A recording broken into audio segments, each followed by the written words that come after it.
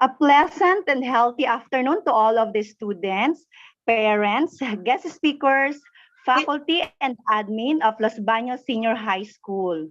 Pleasant and healthy afternoon to all of the students, parents, guest speakers.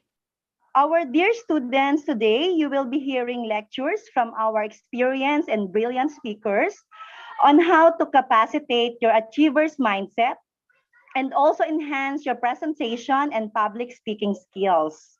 So to formally begin with this virtual seminar sponsored by our very own GPTA officers, may we ask everybody a moment of silence for the prayer to be led by Shakira Shane Gomez from grade 12 Archimedes, and followed by the singing of our national anthem to be presided by Emerald Faye Morales from grade 11 Aristotle.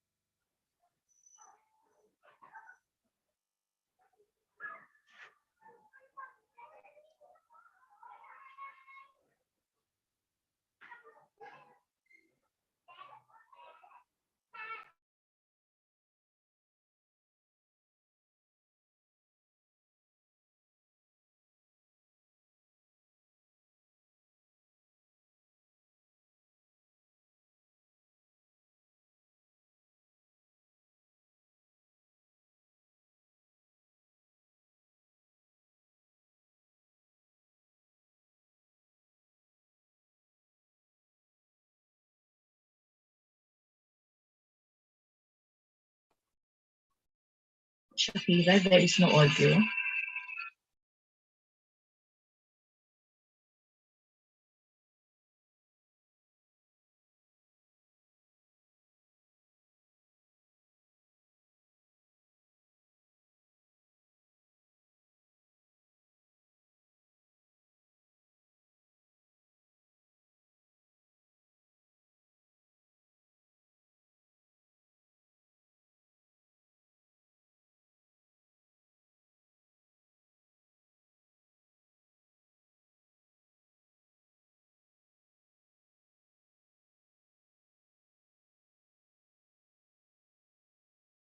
Let us all bow our head and feel the presence of the Lord. In the name of the Father, the Son, the Holy Spirit. Heavenly Father, we come to you today for your guidance, wisdom, and support as we begin this virtual seminar. Help us to engage in meaningful discussion. Allow us to grow closer as a group and nurture the bonds of community.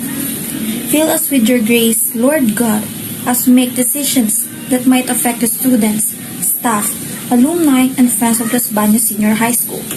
May you always continue to remind us that all we do here today, all that we accomplish, is for the pursuit of truth, for the greater glory of you, and for the service of humanity. We ask these things in your name. Amen.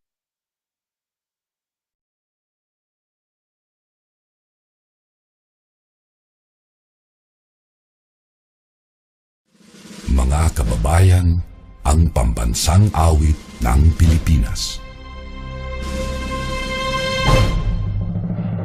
Kayang mag-ibig, telas ng sinakalan, alam ng puso, sa titik mo'y buhay.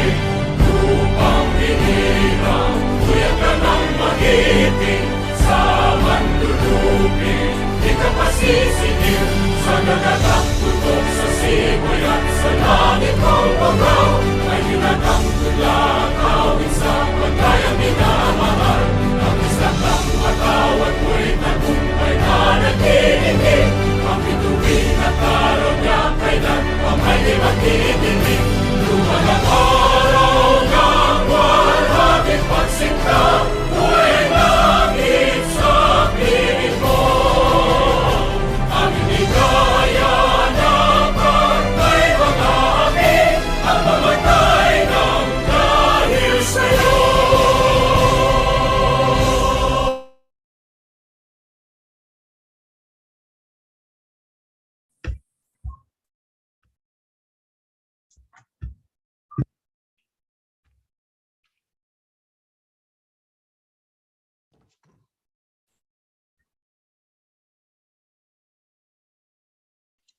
Nakamute ka, Ma'am Rowena.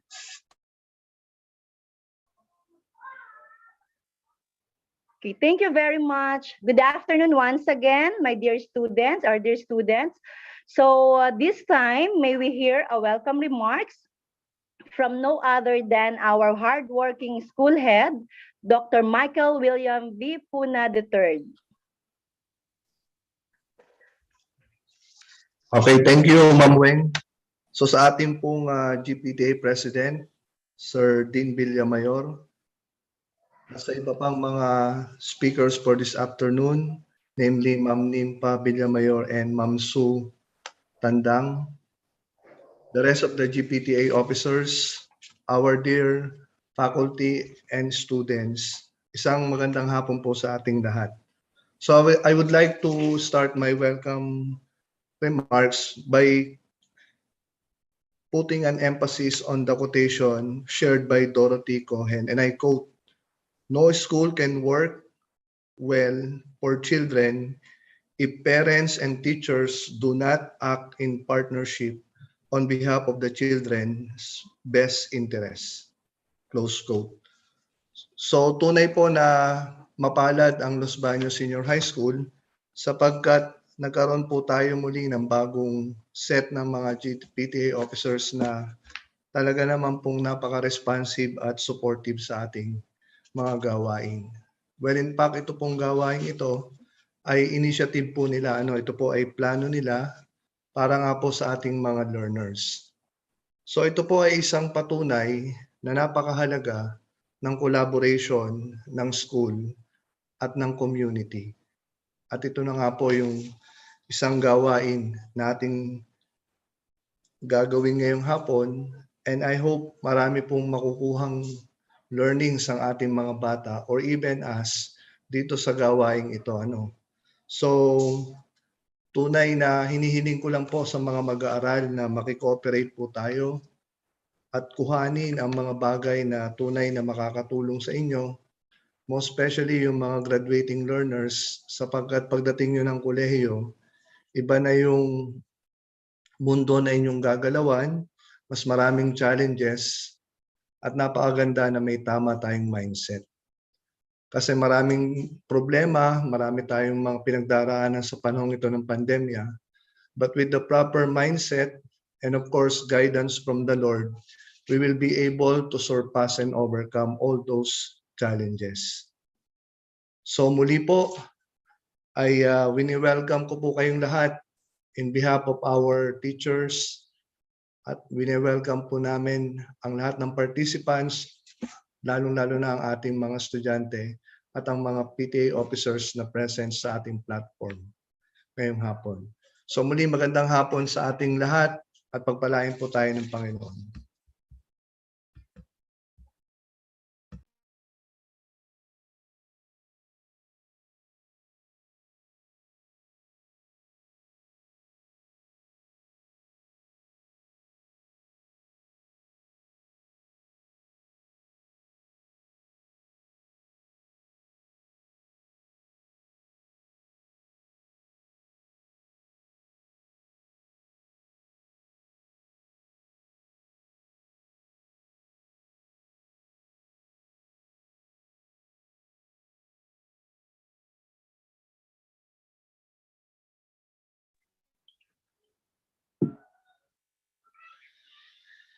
Okay, so I'm so sorry for the technicalities.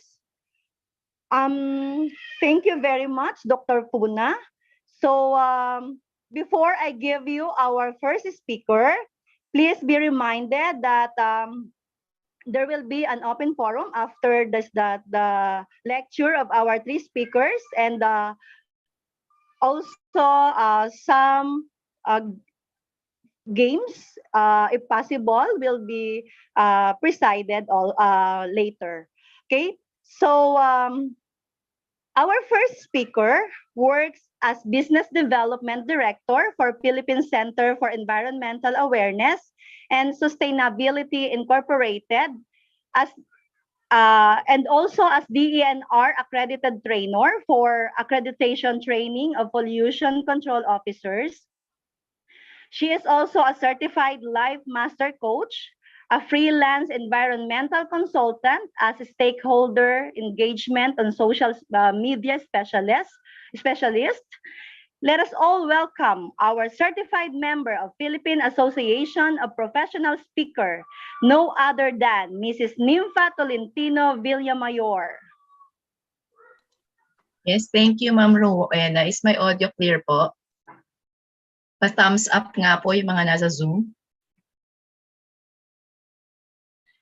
Yes, okay. Thank you, Sir William, and the rest of the teachers here. Good afternoon. Teachers inside the Zoom and some of the students, good afternoon also to the students in the YouTube channel. Naka-live stream ata to sa YouTube. So, nalungkot ako kasi wala pala ako ditong matatawag sa grade recitation. So, mga teachers pala itong naandito sa Zoom room. Anyway, I'll be discussing Achievers Mindset, and I will be now sharing my screen.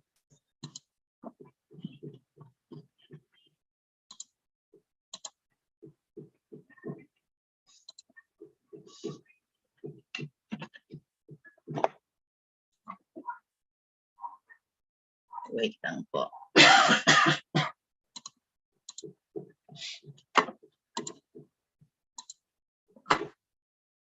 Kita na po yung aking screen? Slideshow ko siya. Patawagin nila pag wala ulit. Okay. Slideshow.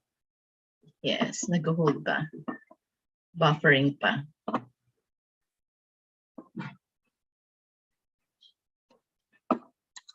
Ayan, okay, slideshow. Ayan, so again, good afternoon. Masayang-masaya po ako na again from the third time I'm here sa inyong school as a speaker of your webinar. And this time, I will be discussing developing an achiever's mindset. So again, I'm Coach Nympha Tolentino Villamayor for iHealth Coaching and Business Solutions Laguna Center. I will skip the introduction because Ma'am Rowena already captured my credentials, no, kung sino si Coach Nympha. So I will skip this part. And let's go to the this slide. So developing Achievers Mindset, this topic is a 4-hour course from iHealth Coaching and Business Solutions. So 4 hours to. So extra challenge sa akin na medyo squeeze at kunin yung portion that will be relevant to the students, no, and parents and maybe teachers who are here in the webinar. So this is one of the courses we offer for our life coaches because this is one very important tool na dapat alam ng isang life coach, especially if yung aming kino-coach o yung coach namin is very negative thinker or marami siyang self-limiting beliefs. So ngayon na may mga tao na nag-undergo ng mga mental health issues and they have mental health concern, this is also one good topic to share with them dahil from time to time na overwhelmed tayo ng mga things that we need to do, things that we should become, and ito yung makakatulong para from time to time mabawasan natin yung feeling na overwhelmed tayo and we shift on the achiever's mindset. So I'm very passionate about this topic because there are a lot of misconceptions about achiever's mindset. And hopefully this afternoon we can correct that and maganda na kayo yung audience because you're already on your last leg for senior high and going to move forward to college or next level ng inyong buhay.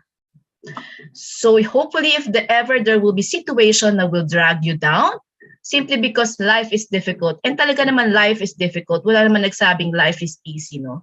So for situations na you will be dragged down because life is difficult and your family is poor or meron tayong mga financial struggles or si teacher ay terror, lalo na yung magiging teacher nyo sa college or the course you have chosen is very difficult for you or you did not make it to the school or course na gusto natin pasukan, no? It is good na we can shift to this mindset, no, achiever's mindset, para hindi tayo magwallow dun sa ating frustrations and depressions. Yung hugot line na sinasabi na pag may dinadaanan tayo, may pinagdadaanan tayo, daanan lang natin, huwag nyo tambayan. Totoo yon. And by developing an achiever's mindset, matutulungan kayo na if ever may pagdaanan kayo in any stage of your life, dadaanan nyo lang. and hindi nyo tatambayan. So you can move forward and upward, no? So what is the content of my less than 15 minutes talk? Bibilisan lang natin. Content, what is mindset and its importance? Ano bang importante na maintindihan natin yung mindset?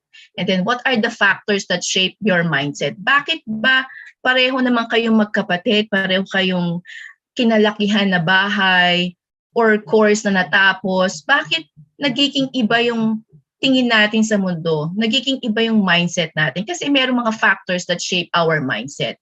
And then, lastly, hopefully I can give you what can you do to dominate your mindset with achiever's mindset.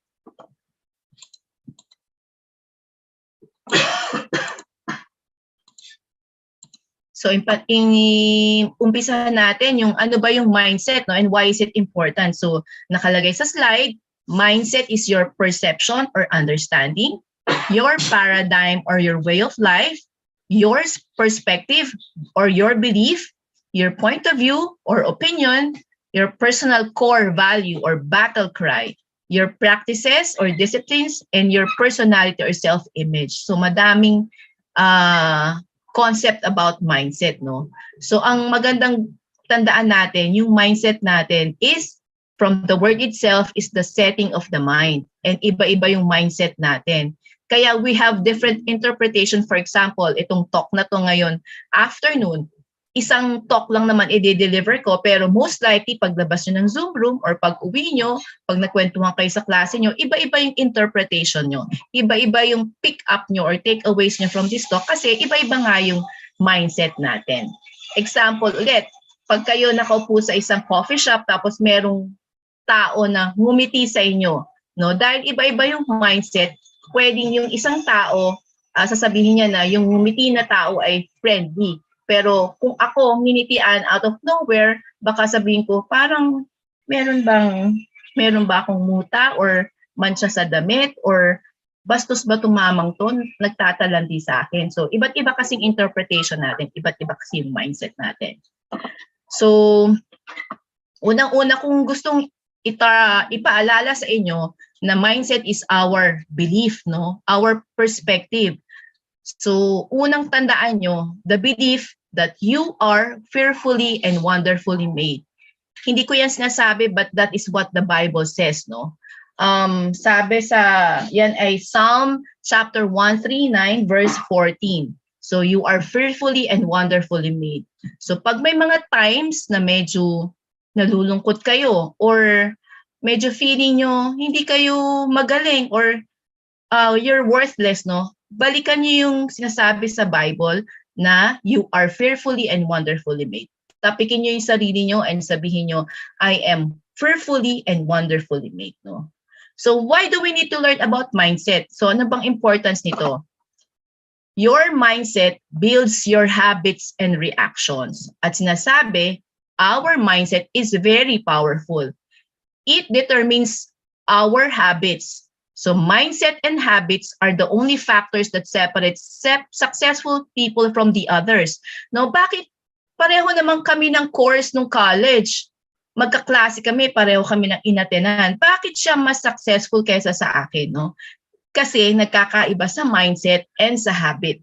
So again, yung mindset natin builds our habits and our reactions. And the mindset and habits are very important for us to be successful.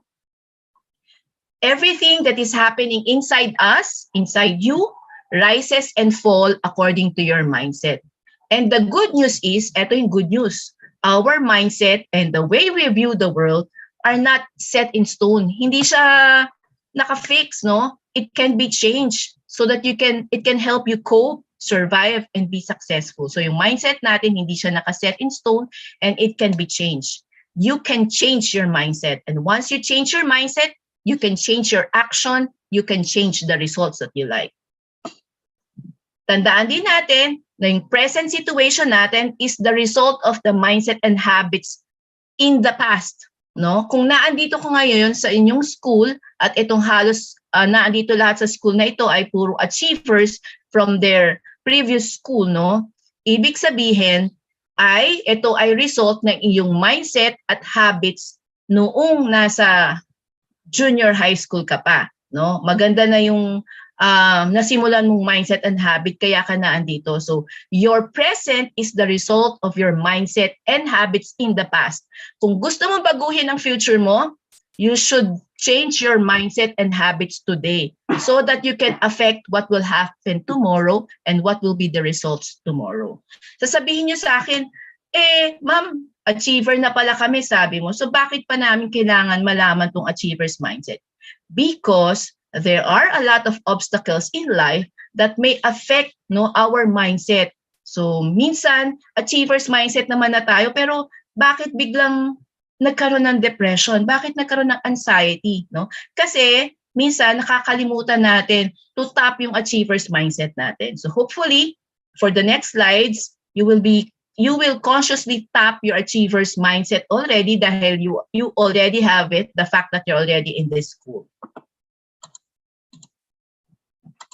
Tingnan natin yung slide na yan. So nakita, may half filled na glass. Sabi ng isa, the glass is half empty. This is a very good example of a mindset. No?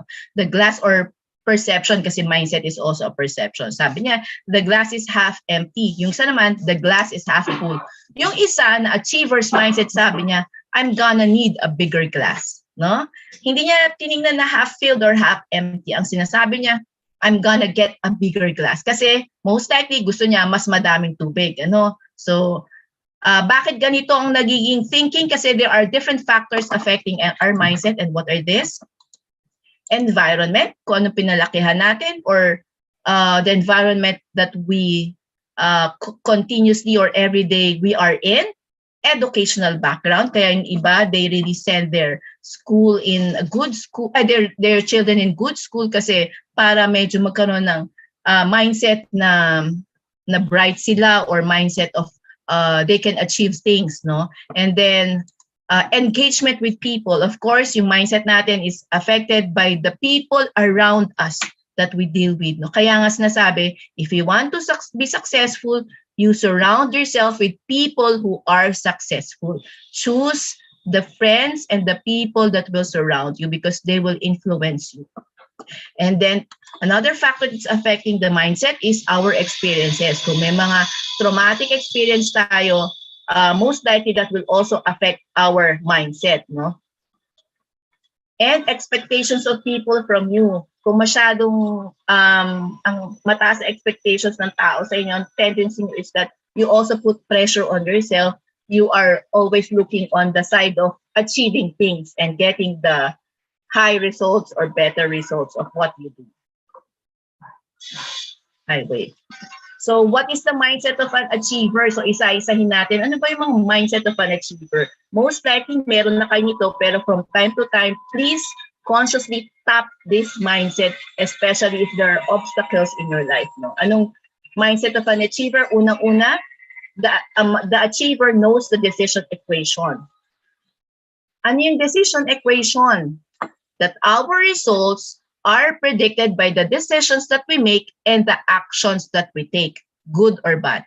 Yung results na nangyayari ay factor is a sum of our decision plus our action. So kung positive ang decision natin, positive ang action natin, magiging positive ang results. Kung positive ang decision, negative yung action, most likely magiging negative yung results. So that's one thing or formula na alam ng mindset ng achiever, no? They know the decision equation. Example, ang decision nyo ay I will study hard. And then ang action na ginagawa nyo ay attend to class regularly, submit outputs, reviews for class, because you want the results that you want to graduate from college, or mas malaking result, get out of poverty. Especially yung tayo, kung ang pinagalingan nating family, hindi naman talaga socioeconomically mataas or maganda ang pamumuhay. So kadalasan ang gusto natin is we want our family to get out of poverty. We want to help them. That's the result that we like. So if that is the result that we like, ang decision mo dapat is I will study hard. And then the action should be, syempre hindi ka absent. You will attend your class regularly, you will submit the required outputs, and of course, you will come prepared sa inyong klase and you will review for your class. Bakit? If this will be your action from time every day, from time to time, this will be a habit already. Hindi na kayo mabigat ang paa nyo pagpasok sa class. Hindi na mabigat ang paa nyo paggawa ng output kasi habit na siya, na-develop na siya sa inyo. And this is one good thing na habit na kailangan nating i-develop if we want to develop a mindset of the achiever. So second, ano pang mindset ng achiever? The mindset of an achiever is they respond with responsibility. Ano ibig sabihin nito? They take full responsibility for their results, and are willing to say that their success or failure is their fault. No? Ito ang mindset ng achiever. Whatever ma-achieve niya is his responsibility. Kung ano ma-achieve ko, responsibility ko to. Hindi ako nakagraduate ng college kasi si nanay at tatay laging nag-aaway. Si tatay hindi nagtatrabaho ng ayos, mahirap ako. Hindi ganoon ang tingin ng mindset of an achiever.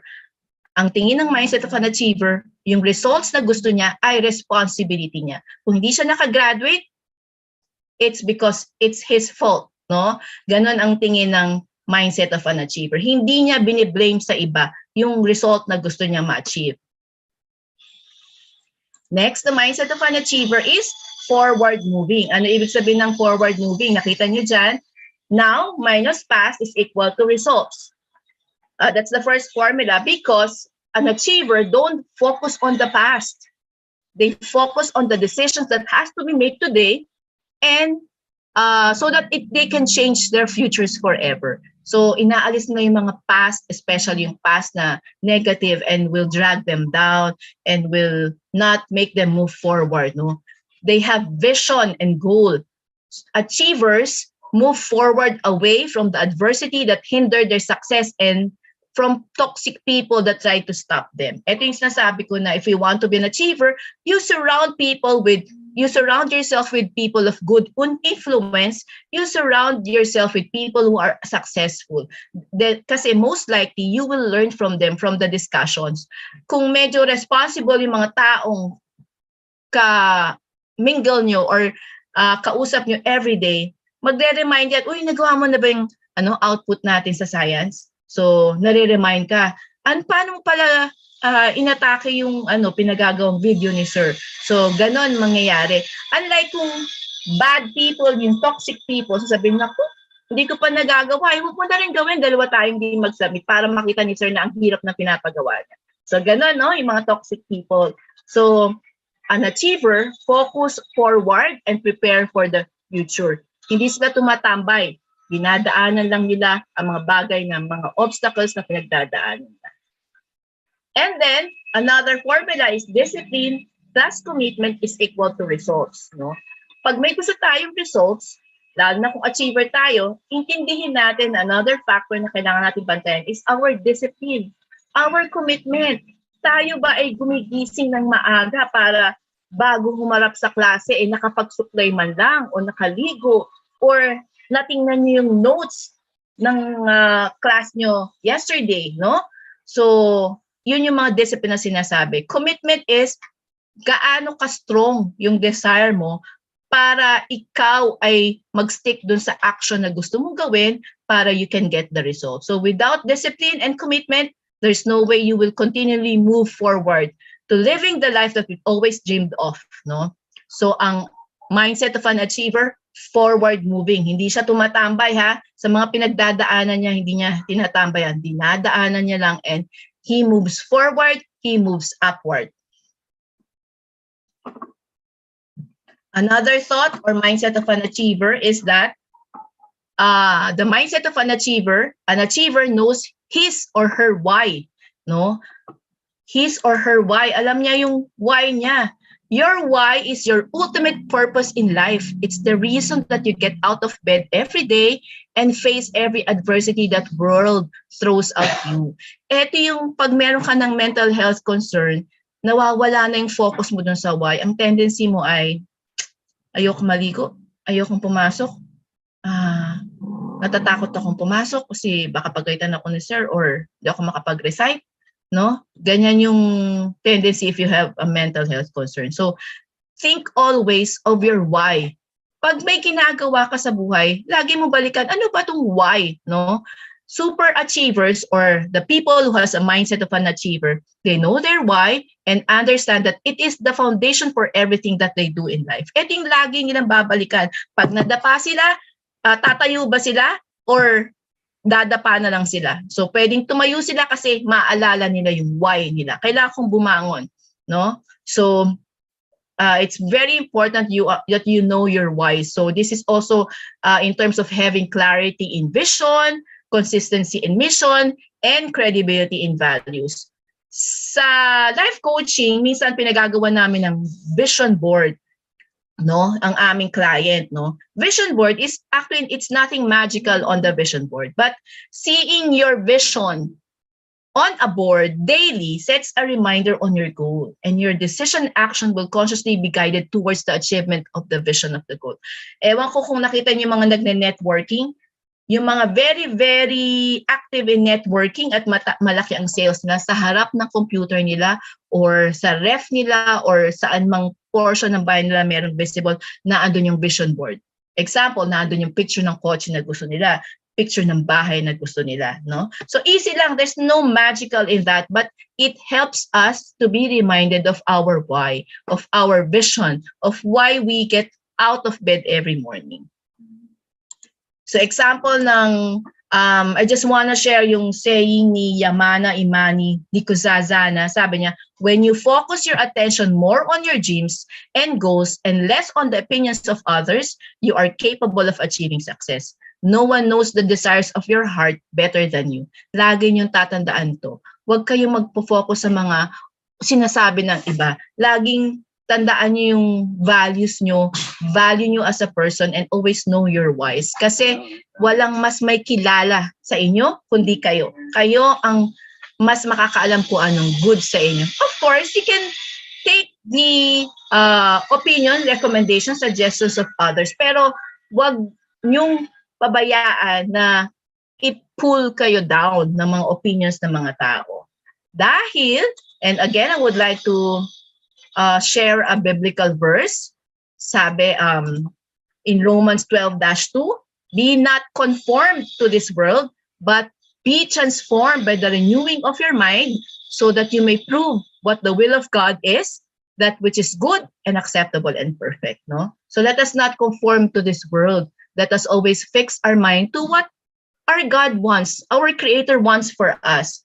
We are warned not to habitually be immersed in the world, but set our minds on the Lord Jesus Christ and make Him the central focus of our thoughts. No? Always remember this, in Romans 12-2, para hindi kayo malilito sa why nyo, maliligaw sa inyong whys.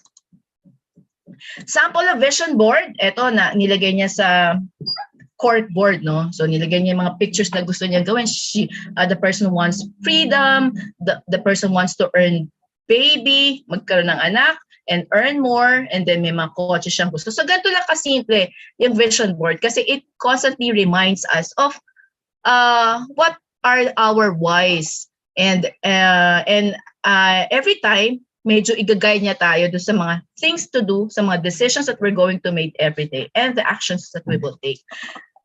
I would just like to share yung vision board ko noong 2019 kasi this is a requirement sa amin sa life coach, no? So this is 2019, and if you will see, it's a very, very simple vision board. Nakalagay dyan, I want to be happy. And being happy is I want to see my husband and my daughter be with me and also happy, no? And then gusto ko dyan, never stop learning. Kaya every now and then, I have certification course na kinukuha online kasi kadalasan online lang natin pwedeng magawa. Kasi I believe we should not stop from learning. Kahit mga teachers natin, no, they still undergo webinar and training kasi it's part of growing professionally and for furthering their career growth, no?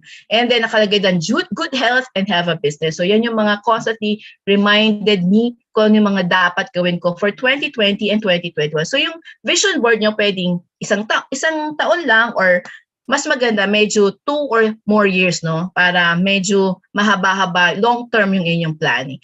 Nakita niyo yung sa taas, yung ganchilyo, na merong heart na button, that's an ear saver, no? Noong 2020 and 2021, there is pandemic and we are limited by the movement. And it's my passion, especially in my family, to do outreach projects, help the community. And yung simpleng picture na yan ng crochet na ang tawag dyan na ear saver is one of my outreach projects during the pandemic na hindi pwedeng lumabas.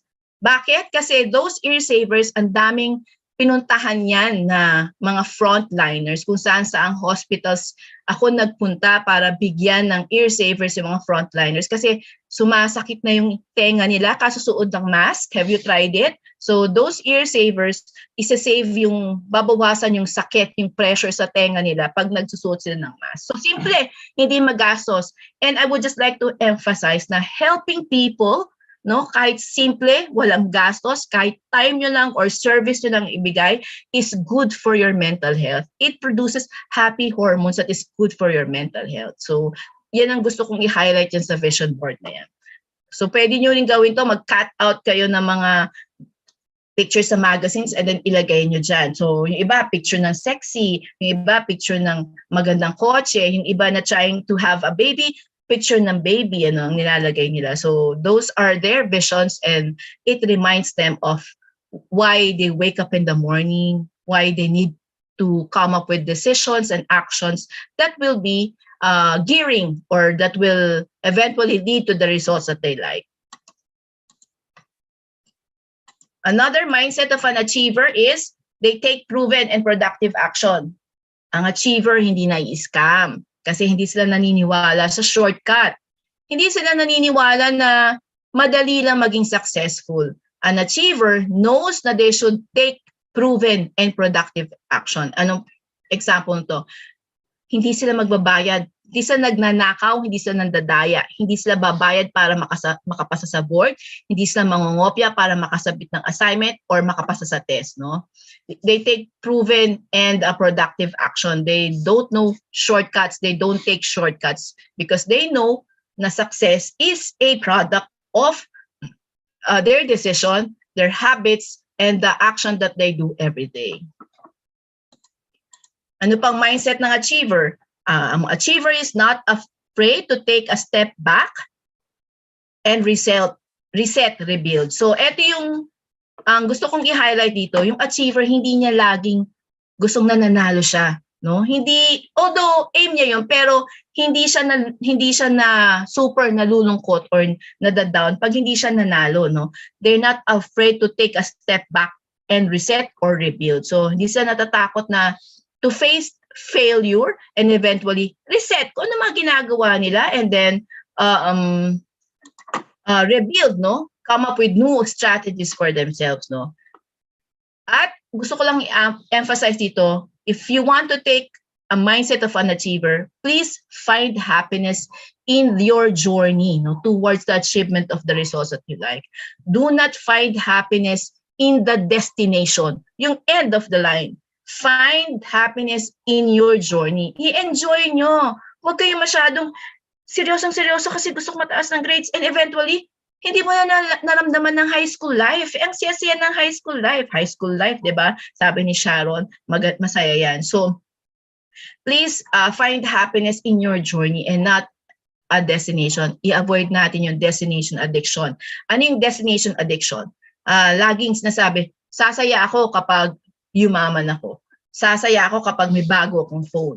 Sasaya ako kapag na-honor ako. So, laging naka-attach yung happiness dun sa destination.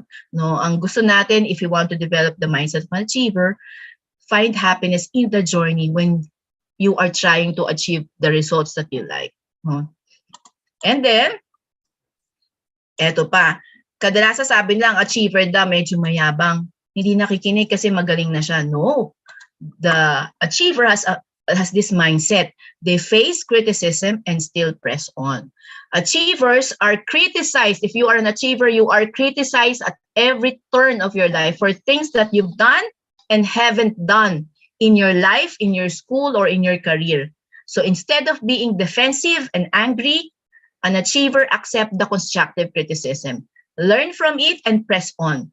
They learn from the constructive criticism. At not ang achiever, they also know how to filter yung mga criticism na destructive, yung para i-pull lang sila o para pababain na yung confidence nila or para sirain lang sila. So again, if you want to develop a mindset of achiever, be ready to face criticisms, accept constructive criticism, and then continue and still press on. Another misconception that I want to share with you, you are born to win. You're not born to win. Sa iHelp, naniniwala kami, you are not born to win. You are already born as a winner. You are already a winner when you were born. So, hindi kami naniniwala you are born to win, but you are already born as a winner. Sa dami ng science, sa biology, sa dami ng mga egg cells and sperm cells na nagtagpo sa uterus ni nanay, no, na nag-move doon, ikaw yung successful na nabuo. So from the point of view of our God, of our Creator, you are already a winner. So you are already winner. You were born as a winner. You are not born to win. So aim from the win and not for the win. So everything that every time that you do things, you always aim from the win and not for the win, no? I-take mo na agad yung perception na winner na ako when you join a contest. Winner ka na kasi the fact that you were able to join a contest, ibig sabihin, you believe that you have the talent to win. The school, if they send you to a contest, winner ka na kasi the school believes that you can win it, that you have the skills para sumali sa competition na yon. So aim from the win and not for the win. No, not just for the win, but aim from the win. Take the point of view of already a champion. No? And then, just want to share another Bible verse. Sabi sa Proverbs 23 verse 7, for us, he thinketh in his heart, so is he. So kung ano laman ng heart natin, yun yung nade-develop sa atin. So hindi lang natin iset yung ating mind, but also fix our heart. Fix the intention of our heart. Cleanse it, no? Because let us cleanse it according to the will of the God, at the will of our God, no? So again, for us is thinking in heart, so is he. Kung ano iniisip mo in your heart, ikaw ang magiging. You remember that you are great, you are awesome, you are wonderfully and fearfully made. Sabi ni Psalm 139 verse 14. Lagi niyong tatandaan yan, especially pag kayo ay nalulungkot at hindi niyo alam ang gagawin. Next, mindset of an achiever, they count the cost and pay the price. Related to kanina sa they do not take shortcuts, no? They take proven and productive actions. They count the cost. Kung anong gusto nilang ma-achieve, they sit down and assess what are the things that they need to do para ma-achieve yung results nila. Nakalagay dyan, sabi sa Luke 14, for which of you, desiring to build a tower, does not first sit down and count the cost? Sino sa atin ang gusto magtayo ng tower tapos bibirahan lang natin ang pagtatayo ng tower, 'di ba? Ang ginagawa natin, if we want to build a good tower and strong tower, gagawin natin, we will sit down, meet with other people, and assess what are the things that we need to do, what are the costs involved, anong talents, anong skills, anong resources ang kailangan. So you can build the tower. And then you should be ready to pay the price. Ano yung pay the price? Gusto mo maging scholar, anong katumbas na pay the price? You have to sacrifice times that you spend on social media. You also have to sacrifice times that you go out with friends. Those are the things na medyo sinacrifice ko nung ako ay high school. No?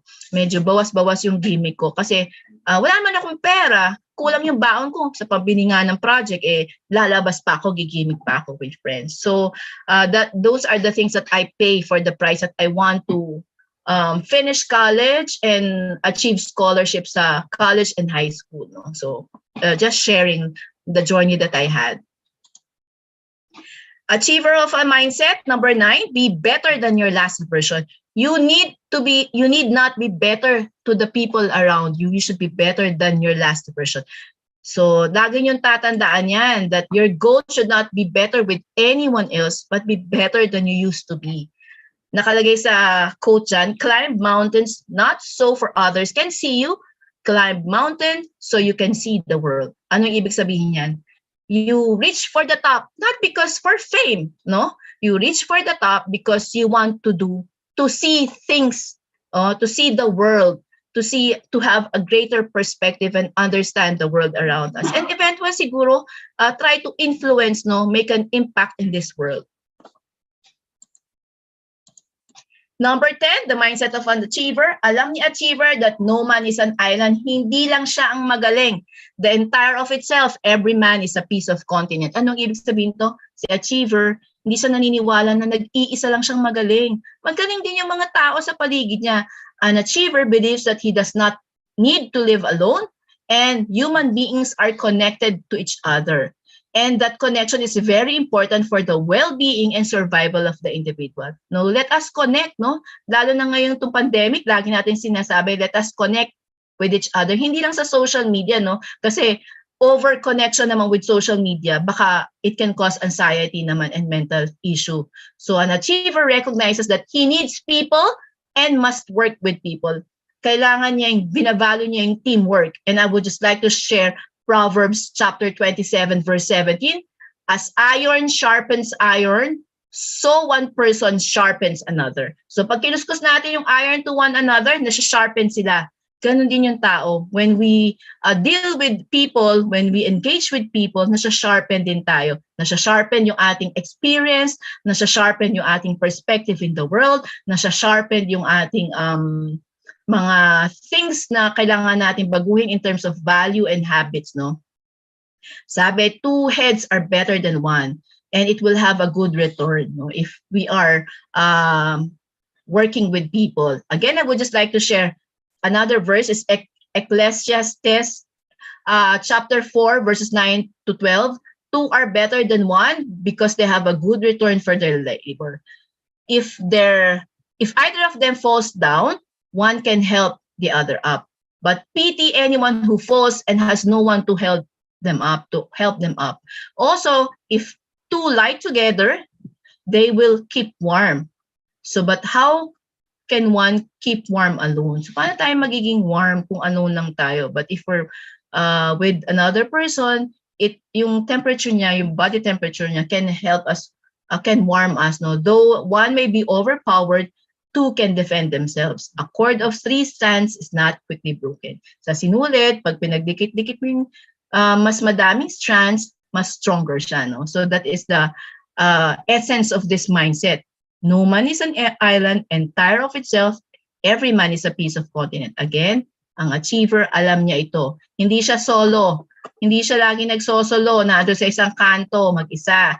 Hindi siya yung pabibo na magaling. Siya lang ang magaling. Binavalue niya yung inputs ng ibang members ng team. So that's the 10 mindset of an achiever. And I just want to highlight na developing an achiever's mindset takes time. Hindi ito na pagka-attend nyo ngayon ng webinar na ito ay magkakaroon na kayo ng achiever's mindset, no? Magiging nadi-develop na yun sa inyo. Hindi. It needs a conscious effort. So as early as now, try to develop and cultivate your mind to have achiever's mindset. And because everything that is happening inside you rises and falls according to your mindset. You can change your mindset. Note, and always remember that you can change your mindset.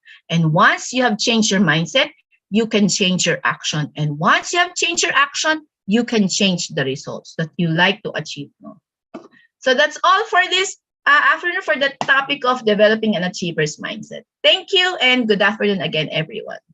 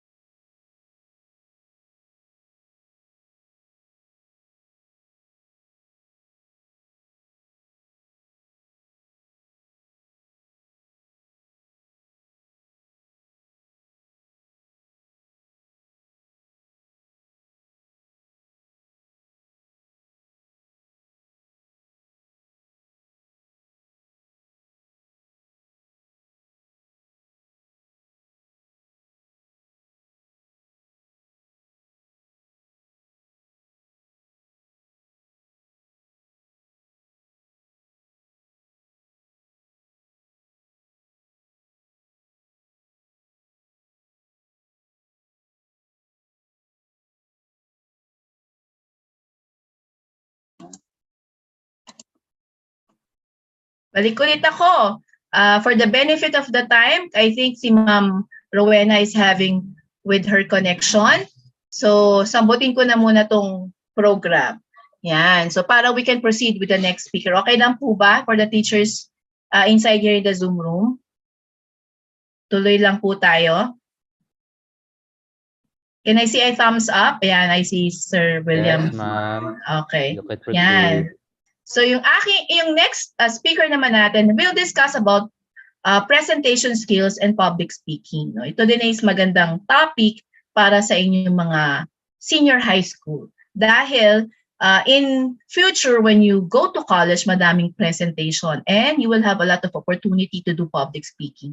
Take that opportunity, para kung nagtotalk na dito, sorry Sir Ding. Take that opportunity to do public speaking because it will hone your talent in terms of communication skills and interpersonal communications. Wait lang. So I would introduce the next speaker. Yung next speaker ko po ay may-ari ng bahay ko.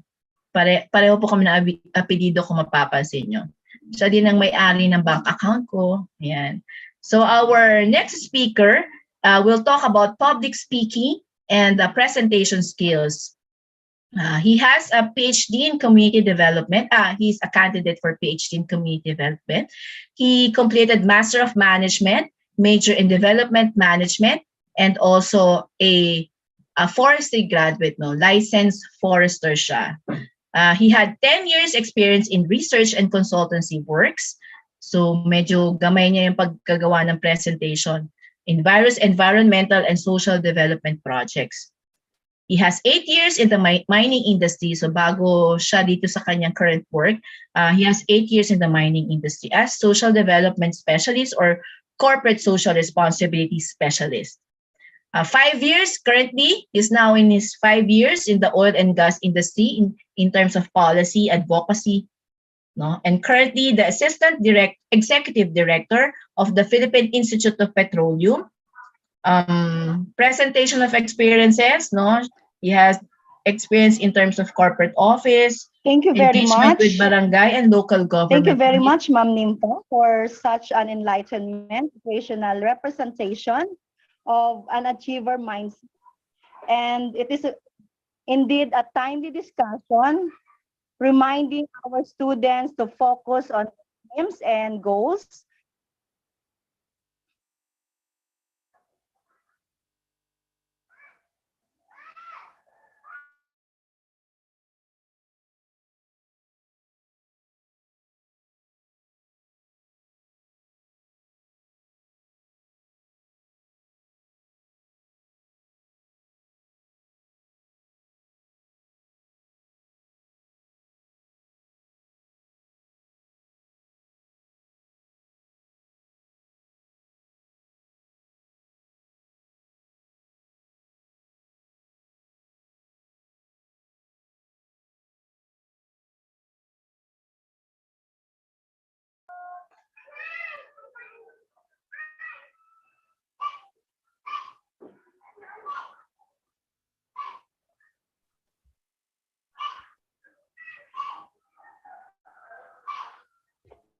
Ma'am Weng, go ahead. Ano na po si Ma'am Nimpa.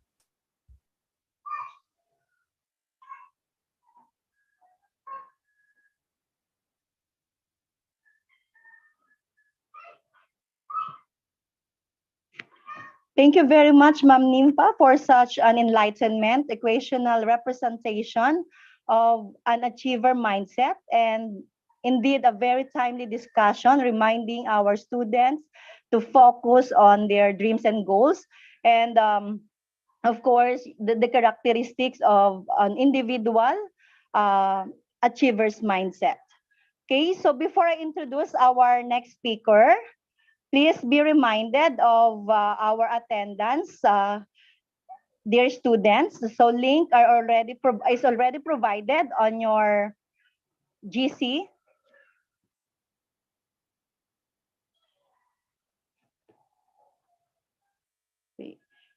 So our next speaker is soon to be a Doctor of Philosophy and Community Development.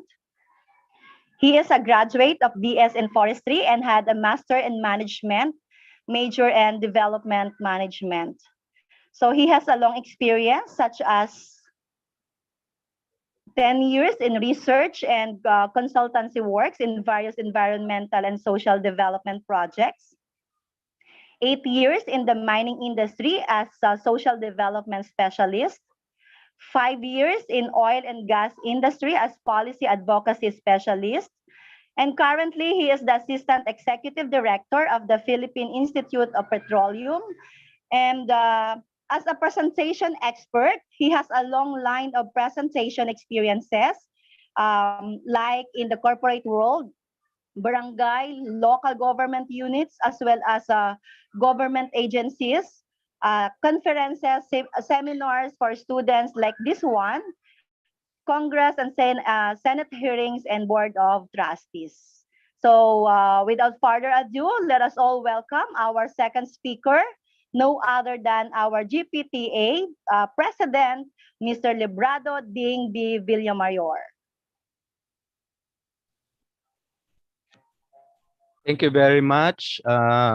Napakaswerte ko ngayong hapon dahil dalawang introduction ang nagbigay no para po ako ay makapagsalita. Yung aking ex-girlfriend na previously ang nagsalita, and then of course si Ma'am Weng. Thank you very much for the kind words.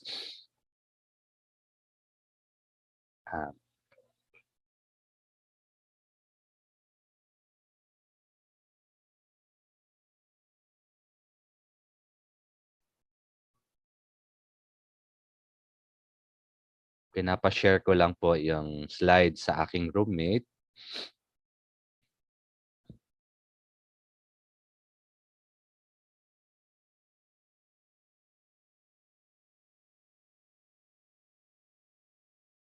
Okay, so I'll be slideshow. I'll be talking about presentation skills, no? So next slide. Unlike the previous speaker, Miss Nimpa, finorgo nyo yung kanyang credentials, ano? In my case, I let it presented. Why? Because this is not a bragging right. This is part of personal branding. In public speaking parlance or presentation for that matter, the audience listen intently and with enthusiasm to speaker they know and his skills and competence. No, so that is the reason why I'm presenting these credentials so that the audience would know your capacities or your capabilities. As a speaker or a particular presenter in a particular subject matter. Now, as an introduction, next slide, please. I would like to share a story. Ang sabi nga nila, presentation daw is like a storytelling. Na? Back in college days, actually, I started my presentation during presentation experience. College na high school, hindi pa naman kami pinagpipresent na yata sa classroom noon. So parang college na ako. And alam nyo ba, yung first time ka mag-present ng iyong PowerPoint, may PowerPoint na ba nung araw namin ng college? Ay di ba ano yung mga pakiramdam natin, mga estudyante na first time nag-present? Di ba nervyos na nervyos ka, kung ano-anong unnecessary movements, nagtuturoan sa grupo kung sino magpe-present, tapos yung material mo, yung presentation material mo halos copy and paste lang from a particular reference resource. Tama ba 'yon? No? So it took me a lot of experiences before I gained and developed the confidence in presenting and public speaking. I don't claim to be an expert in presenting or public speaking, but I know I'm getting there. It is getting better each day in every experience I do. Kaya I advise everyone lalong-lalo na sa ating mga audience na estudyante to grab the challenge, no? Whenever your teacher asks you to present in class. Why? Because they say experience is the best teacher, 'di ba? So, yung practice will boost your confidence. Just like what I did, no, sa aking experiences in presenting in class nung ako ay college, sa work, nagsimula ako sa present lang ng outline, no? Pagbibigay ng intermission number, alam mo yun, yung mga basic little speaking engagement lang in a program sa isang project. So yung doon sa mga opportunities na yon, madi-develop yung inyong presenting skills or yung presentation skills mo. And of course, mabibuild yung confidence mo. That is why you have to be grateful to the organizers of this webinar series because hindi naman po lahat ng estudyante ay nabibigyan ng ganitong magandang opportunity. Hindi lahat ng university or educational institution would give this sort of skill set enhancement for their students. No? The knowledge and skill that you will learn will also be in preparation for your work or business eventually, or in your leadership role in your respective communities. Next slide. Now, at the end of this webinar, next slide, please. At the end of this webinar, I hope I could impart to you the triangle of presenting. Specifically, I hope I could enhance your knowledge and understanding on number one, the basic processes or structure in presentation. Number two, to be an effect for you to give you effective content formulation of presentation. And then number three, I'll give you some pointers for an effective presenter. Yan. Basically, yan yung ating objectives for this segment. Okay, let's start with the process. No? So, or process or structure in presentation. I'll be sharing basically two general processes or structures in presentation. Again, this is not cast in stone. You can manipulate this process depending on the objectives of your talk, of your presentation, and your audience. No, but at least this would give you an understanding of the major components or the key components or the elements in presenting. Okay, next slide, please. The first basic structure comprise only only three components, no? The intro, you have the main theme, and then the summary. Now, for the introduction, you have to begin with the bang. No? You have to lay down the foundation to draw interest and share interesting aspect about the topic. If you will recall, in the introduction, nag-storytelling ako sa inyo, di ba? Ano yung mga experiences ko na pinagdaanan back in the college days hanggang magtrabaho ako before I reach this far. No? Before I build the confidence I have now in speaking or in presenting. No? So, yun ang pinakamahalaga doon sa introduction. You have to begin with a bang so that you can capture the attention and interest of your audience. Number two, sa main theme, no? In the main theme, you have in the introduction also. I also prepared the triangle, diba? Prior to the introduction, yung triangle of presentation. So basically, in the main theme, you in the introduction, I presented to you already the roadmap, no, to be followed in the presentation about presentation skills. Now, in the main theme, you just have to you have to present the main points in the main team. No, in presentation daw is like a leadership. You present ideas in logical form, so people will follow you. And again, summary. No, in summary, one of some of the key points in giving your summary or presenting a summary of your presentation. You sum up the whole presentation briefly, discuss the coverage, include recommendations and conclusions if you have. And then thank the audience for listening and all the people who have helped to make your presentation possible. No? And then drive, close the proceedings. So ayan lang yung isang set of presentation structure. Three basic structure. You have introduction, you have the main theme, and the summary.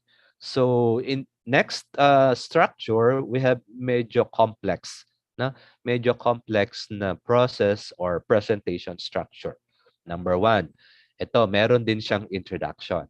Actually, medyo medyo detailed lang itong process na to compared to doon sa previous one.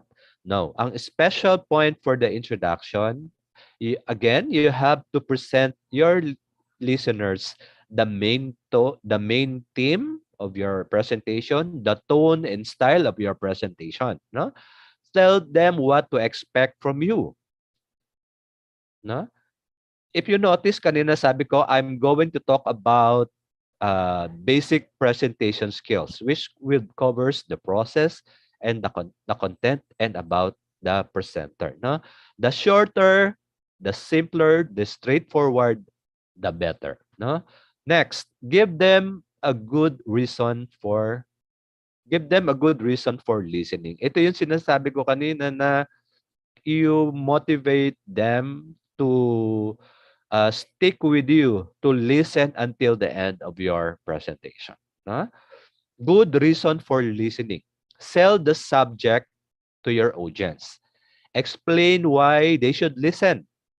Tell them something about yourself, your own experience in order to set the scene and justify you as the presenter. Again, convince your listeners to listen to you.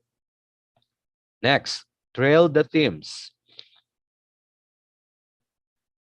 In trailing the themes, give them a preview of the outline or the journey that you are about to take. No? That the journey that you are about to take them to take. Example, tulad ng sinabi ko kanina, di ba? I'm going to talk about basic presentation skills. Yan. Simple and sweet. Then first, I will talk about the basic processes and structure in presenting, then the content, and then I will give you some pointers to be an effective presenter. No? Trail the themes. Now, in developing the themes, you have to stick to the route that you promise in trail the themes. No? Substantiate your themes with brief and concise information. Ano ang pinakamahalaga dito? Don't fall into the trap of saying too much. No? Tell them only what they need to know about the subject. Sabi nga nila, too many facts, deviations, ideas will distract you from the main message that you want to share to your audience. Present the point clearly, recapping on each as you progress along the route and relating one to the next by making links. You know, the reason why I keep on repeating yung summary of the previous talk, no? Yun yung sinasabi nating recap, no? Para ma-enhance, ma-focus o ma-retain sa audience mo yung sinasabi mo sa kanila. And then last, build up to a climax. How do you do that? Use the power of 3. No? Narinig nyo na ba yung use the power of 3 in building up to a climax in presenting? Use the power of 3 strong statements. Alam nyo ba yung favorite, hindi naman favorite, 3 strong statements ito. Kaya lang ito yung madaling i-memorize. Remember nung nanalo si Rufa Gutierrez sa Miss World nung araw? Yung sagot niya from a quote from the Little Prince. It is Uh, it is in the eyes of the it is the beauty ano? Nakalimutan ko. It is only with the heart that one can see rightly. What is essential is invisible to the naked eye. Yun, buti na-recall ko. So, those three strong statements made Rupa win. No? Rupa Gutierrez naging first runner-up, di ba, si Rupa Gutierrez. So, three strong statements. Napaka-strong ng statements na yon na nakapag-wow sa kanya sa audience. So, yon, in developing your teams, you build up to climax. Use the power of three or the three strong statements. And then of course, nandoon pa rin, you summarize. No? In giving summary, you round up by highlighting the main ideas once more and reiterating key points. No? Later on, uulit ko na naman ulit kung ano yung objective of basic presentation skills because I will be summarizing again. One point again on giving summary, remind the audience why the subject is important and relevant, and remind them of any action you are expecting them to take. Kung meron kang conclusion or recommendation from your presentation, you reiterate that in your summary. Okay, mahalaga ito, respond to questions. Bakit? You have to invite questions and listen to and read between the lines.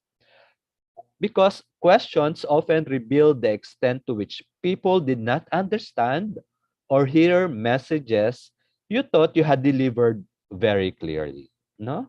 Don't use question time to deliver another lecture. Dapat, short and sweet. No? Yung pagsagot sa mga questions. Hindi parang magle-lecture ka na naman again from the start, no?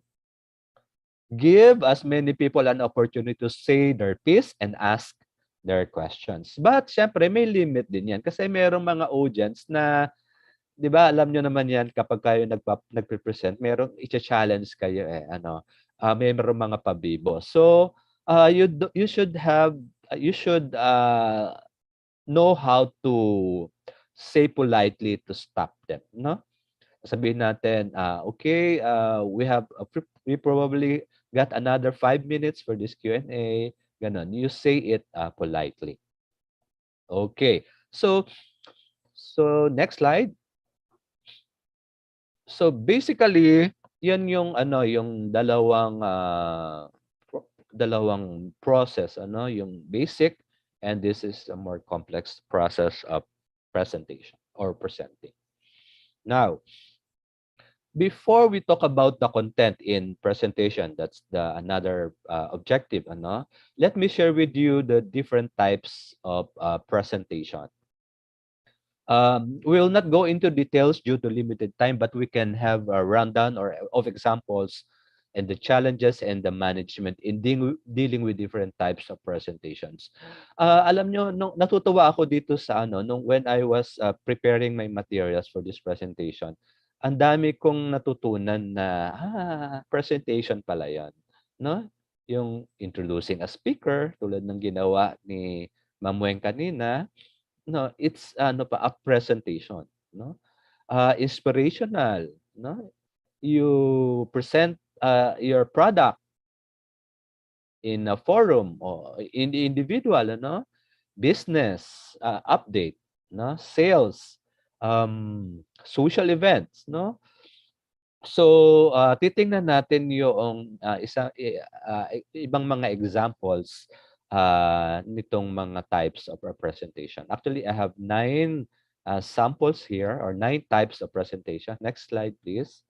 So, papasadahan lang naman natin ito. Hindi natin masyadong tatambayan, no? Because we only have a limited time. Okay. So first, in business presentation, it usually creates boredom because committee updates or special projects presentation is repetitive, di ba? It requires a lot of time. Ito yung ginagawa ko sa mining industry na every Monday morning, nagre-report kami ng status kung ano naging problema in our communities. Kung sino ang mga nag-roadblock, kung sino-sino yung mga na aksidente sa kalsada, etc. So itong business committee presentation, very ano siya very repetitive ba? Everyday na ginagawa. So it creates boredom. So ang challenge dito is you should, as a presenter, should manage this by being informative and engaging with your audience. Ano? You only highlight the interdependencies between the groups or committees within the company or business. Next, proposing a change. For example, dito yung may bago kayong system in your organization, in your school, may organizational restructure, no, or bagong may relocation, no? Ako ano ko 'to, lagi ko 'tong ginagawa when we engage people. For example, meron kaming landfill na study na project na gagawin. So mag-o-open ka ng land, magde-develop ka ng isang vacant land. So maraming families or households ang maaapektuhan. So we have to present to them the scope of the project, kung ilan yung bahay na mai-relocate, etc. etc. So, yun, ano, kailangan mong ang key dito, ang management dito, alam nating mahirap. Imagine, magpapaalis ka ng mga households in a particular area for you to put up your a particular development project. Mahirap yun, no? So, ano ang management doon sa ganong problema? Dapat you should highlight the benefits of that change to them, no? Sasabihin mo kung ano yung mga magagandang programa ng kumpanya para hindi mahirap sa kanila yung pagtanggap ng pag-relocate to another area because of that particular project. Sales presentation. This is also challenging kasi you have to present a wide range of products and services for you to convince, no, your client to get or buy your product. Next. Investors. Ito mahirap din, high level kasi ito, yung business investments, no? Kaya as a presenter, you have to have great deal of understanding of market and yung return mechanism. Yes. And then, ito naman yung ginagawa natin under educational presentation. Ano? Ito yung ginagawa rin ng mga teachers natin, teachers nyo sa Los Baños Senior High School, yung mga courses, no? Yung mga subjects, this fall under this educational presentation. Ang challenge dito is that napaka-varied ng representational system. Ang ibig sabihin noon, iba't ibang klase, iba't ibang age bracket, iba't ibang personality, iba't ibang learning styles ng mga estudyante. So napakaraming systems na i-consider mo for you in your presentation, ano? So ang mahalaga dito, ang management dito, you have to identify a specific learning outcomes and yung match match this with the learning style of your audience, no? Kaya lagi kong sinasabi kanina na you have to present in this type of a webinar, for example, itong presentation skills, no? Ina-identify ko na agad yung specific learning objectives and then i-match ko ito with the learning style of the students ng Los Baños Senior High. Okay. Next, elevator pitch. Natutuwa ako nga, tulad ng sinabi ko sa inyo, na meron palang elevator pitch. Ito yung you're only given 60 seconds to tell about yourself, your product, or your concept business to generate interest. Very limited time, Parang nakasakay ka sa isang elevator, tapos in the span of isang baba niya, dapat masabi mo yung elevator pitch mo, no? Dapat ma-convince mo yung halimbawa nag-a-apply ka sa isang nagkita kayo sa elevator, you have to say your elevator pitch properly and effectively. Given the very limited time, no? Ang key dito, ang management dito, you have to prepare and without being pushy, no? And then dapat yung pitch mo ay very encouraging. Next slide. Ito, inspirational presentation. Alam nyo naman, marami tayong inspirational or motivational speakers, no? Ang management dito is dapat you have to have an excellent rapport with your you are an excellent rapport builder with your audience. You have to build energy and enthusiasm and empathy, no? Not sympathy with your audience. Sino ba ang kilala natin na magagaling na inspirational or motivational speakers? Ano? I know one, si Boss Sanchez. Napakagaling na inspirational speaker. Introducing a speaker. Alam nyo ba na napakahalaga din itong role na to because it set the scene in a particular speaking engagement. No, palakpakan natin si Ma'am Weng at napakaganda nung kanyang heartwarming na introduction doon sa dalawang first speakers kanina, no? So 'yon, napakaganda ng special ng role ng nag-i-introduce ng speaker, no? Hindi pala natin alam na it's a type of a presentation. And then social presentation, may eulogy, mga wedding and appreciation gatherings, thank you. So, 'yon, no? So, ang mahirap naman sa social event kasi karamihan dito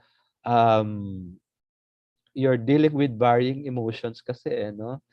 Siyempre, 'di ba, kapag may patay tapos mag-organize ka ng eulogy, ang hirap i-handle dahil malulungkot ang mga tao. Tapos magbibigay ka ba ng joke, no? In the middle of your eulogy?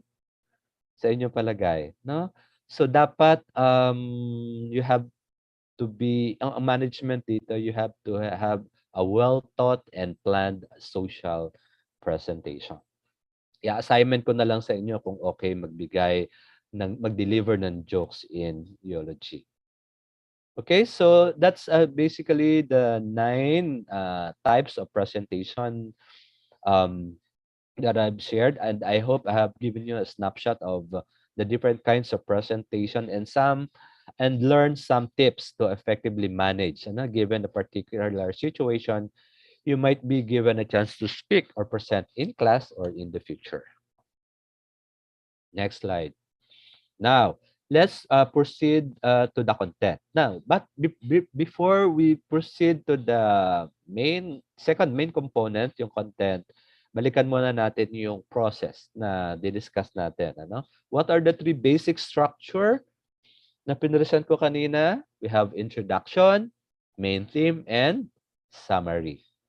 Yung general or yung medyo complex process, we have the introduction, you have the good reason, you have to give them, the audience, the good reason to listen.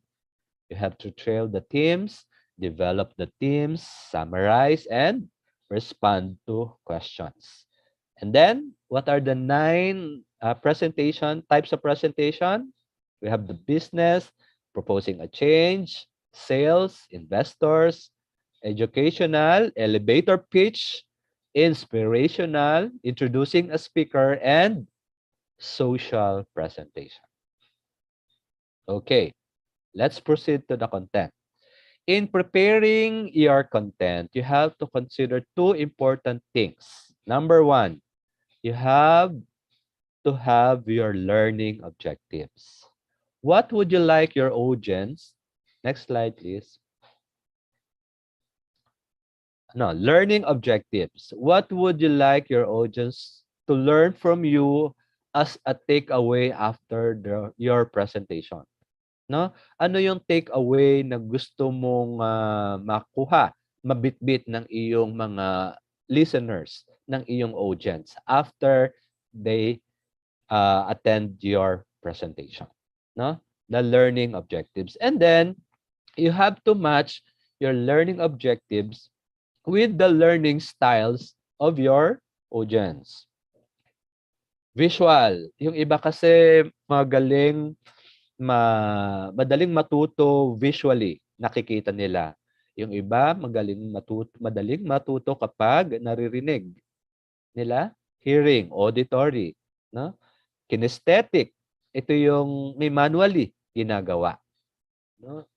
Yung iba gusto nila ay nakasulat o binabasa nila. So, these are again the two important things that you want to consider in preparing your content in the presentation. You have to be specific with your learning objectives o kung ano yung takeaway na gusto mong bitbitin ng iyong mga audience, and then the learning styles of your audience. Sila ba ay visual? Sila ba ay auditory? Mas preferred ba nila yung sinusulat or nakasulat o yung binabasa or yung ginagawa or what they do, kinesthetic? Usually yung visual, alam ko mga engineers visual sila eh. Kasi mahilig sila sa mga graphs, drawings, no? So gusto nila, dinodraw nila para naiintindihan nila yung mga concepts and theories. So, yon, no? So in presentation, you have to consider your audience, the learning styles. So what learning styles your audience would learn best? Okay. Just to share a story, ako ay hindi naman mataas ang IQ nung college days. Ang puhunan ko lang talaga ay gandang lalaki. Masipag akong mag-aral pero average lang ang IQ ko. So, yung Math 11 sa UPLB, pag tinuro sa klase, hindi ko agad yun na iintindihan. No? So, pag uwi ko sa bahay, saka ko palang uli siya i-review, tapos ipapracticein ko yung problem or yung process kung paano na-derive yung answer. No? So, yun. You have to devise kung ano yung kaya mahalaga na i-assess mo yung learning styles of your audience in your presentation. Next slide. Yes. Now we go to the in preparing or structuring your presentation materials. Number one, you have to gather a lot of information. In getting information, you have to think, study, research exhaustively, no? And then you have to note down in pattern form. Lahat ng mga materials na available, no? Kunin, hagilapin, and then you prepare and edit your material.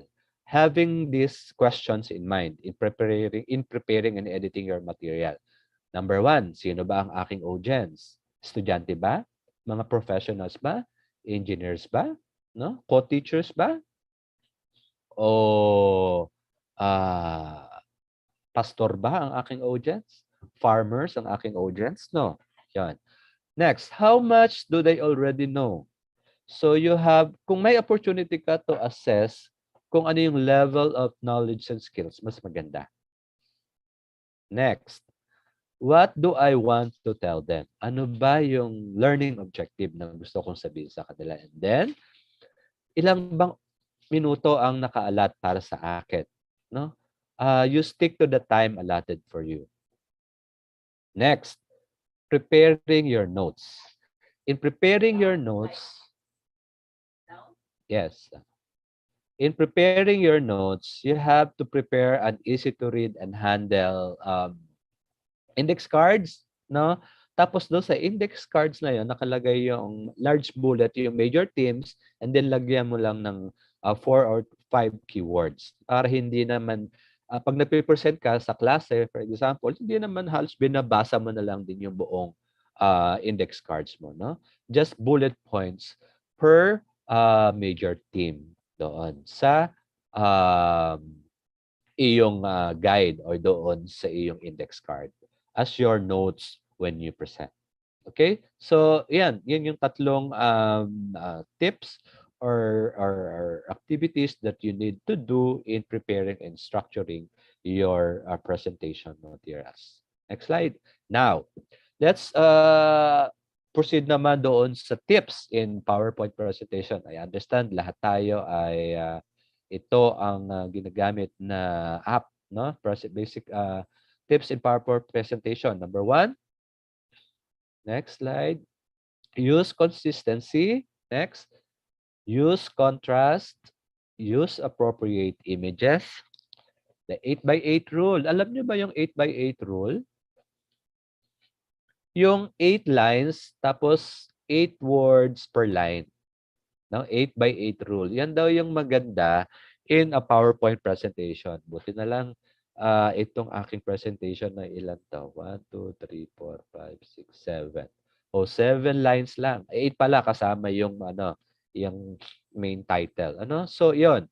Dapat please take note of these tips in PowerPoint presentation. You have to be consistent with your font. Use contrast yung color. Kung white na yung background mo, dapat black or blue yung font color mo. No?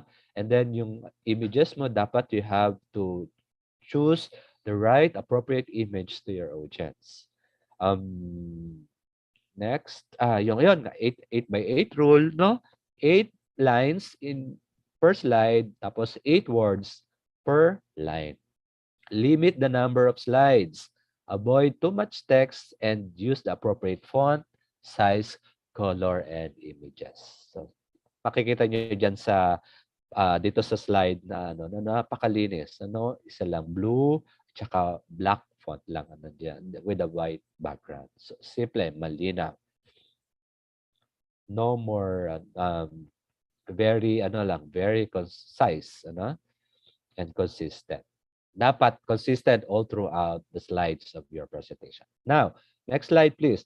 Magkakaroon tayo ng isang exercise. Ang example nito, ito. Sabi nila ito daw yung worst slide ever according to Google, no? Shane, nandiyan ka pa ba sa Zoom room?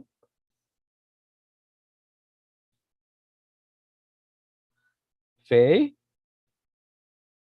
Shane, sige, pakibasa nga yung introduction nasa slide. Introduction. Motor car. Any self-propelled vehicle with more than 2 wheels and a passenger compartment, capable of being steered by the operator for use on roads. The term is used more specifically to denote any such vehicle designed to carry a maximum of 7 people. The primary components of a car are the power plant, the power transmission, the running gear, and the control system. These constitute the chassis on the which the body is mounted. The power plant includes the engine and its fuel, the carburetor, ignition, lubrication, and cooling systems, and the starter motor. Thank you, Shane. So, if you notice, di ba napaka heavy nitong slide na ito. Na? Tingnan natin yung next slide. Next slide, please. Yan. So, yung first slide na yan, di ba? Nakabulet. Binulit niya yung first paragraph noong previous slide. Napakalinaw. Definition of motor car. And then, the next slide, please.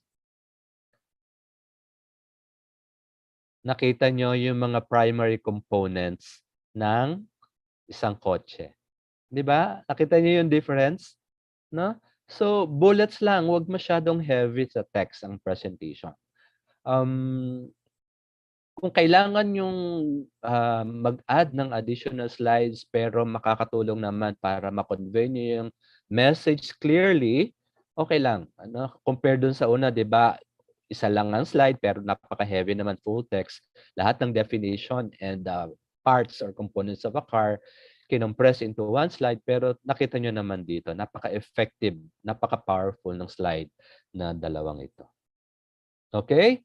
So, next. So we're done with the content. We will now, before we proceed with the tips for you to become an effective presenter, balikan muna natin yung diniscuss ko about the content. 'Di ba? 'Di ba lagi kang magre-recap para mag-stick sa memory ng iyong audience. What are the two no what are the two important things that we should consider: learning objectives and the learning styles, 'di ba? In preparing and structuring your presentation, number one, you have to gather information, you prepare and edit your materials, and then prepare a handy notes when you present. And then, yung tips in PowerPoint presentation. Next slide, please. Let's proceed to the tips. General tips for you to become an effective presenter. So, dapat, ano yan? Dapat holistic, hindi lang yung content mo ang ating titingnan, ang bibigyan ng input, kundi hindi lang yung process kung paano mo dapat malaman kung ano ba yung mga parts of a presentation.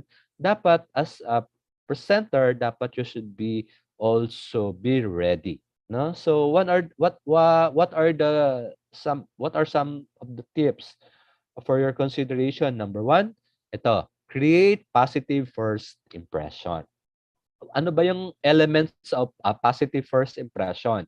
Ito yung appearance or posture, communication skills, and non-verbal communications. Napakahalaga nitong creative positive first impression kasi dito mo makikita yung kung confident ka kung prepared ka, kung ready ka. Ano, unang bigkas mo pa lang ng bibig tapos nangangatal na yung labi mo. Yung kamay mo ay nanginginig, ano? Tapos kung saan ano-ano ng mga gestures ang ginagawa mo, ibig sabihin you are not prepared. So, ano ang magiging impression? Negative. Next, read more. Dapat mas marami ka pang alam sa audience mo. No, hindi po pwedeng mas magaling ang audience mo. Dapat you have to really research, study, and prepare exhaustively as possible, ano? Para hindi ka maisahan ng iyong audience. Dapat you have to talaga you have to be a subject matter for your particular topic. And then show your personality kung ano ka, no? Huwag mong ipo-portray yung personality na hindi sa'yo. Kasi makikita yon ng audience mo. You manage stress, nervousness, lalo na kung ikaw ay first-time presenter, first time ka speak in public, no? You manage, you grab the opportunity, no?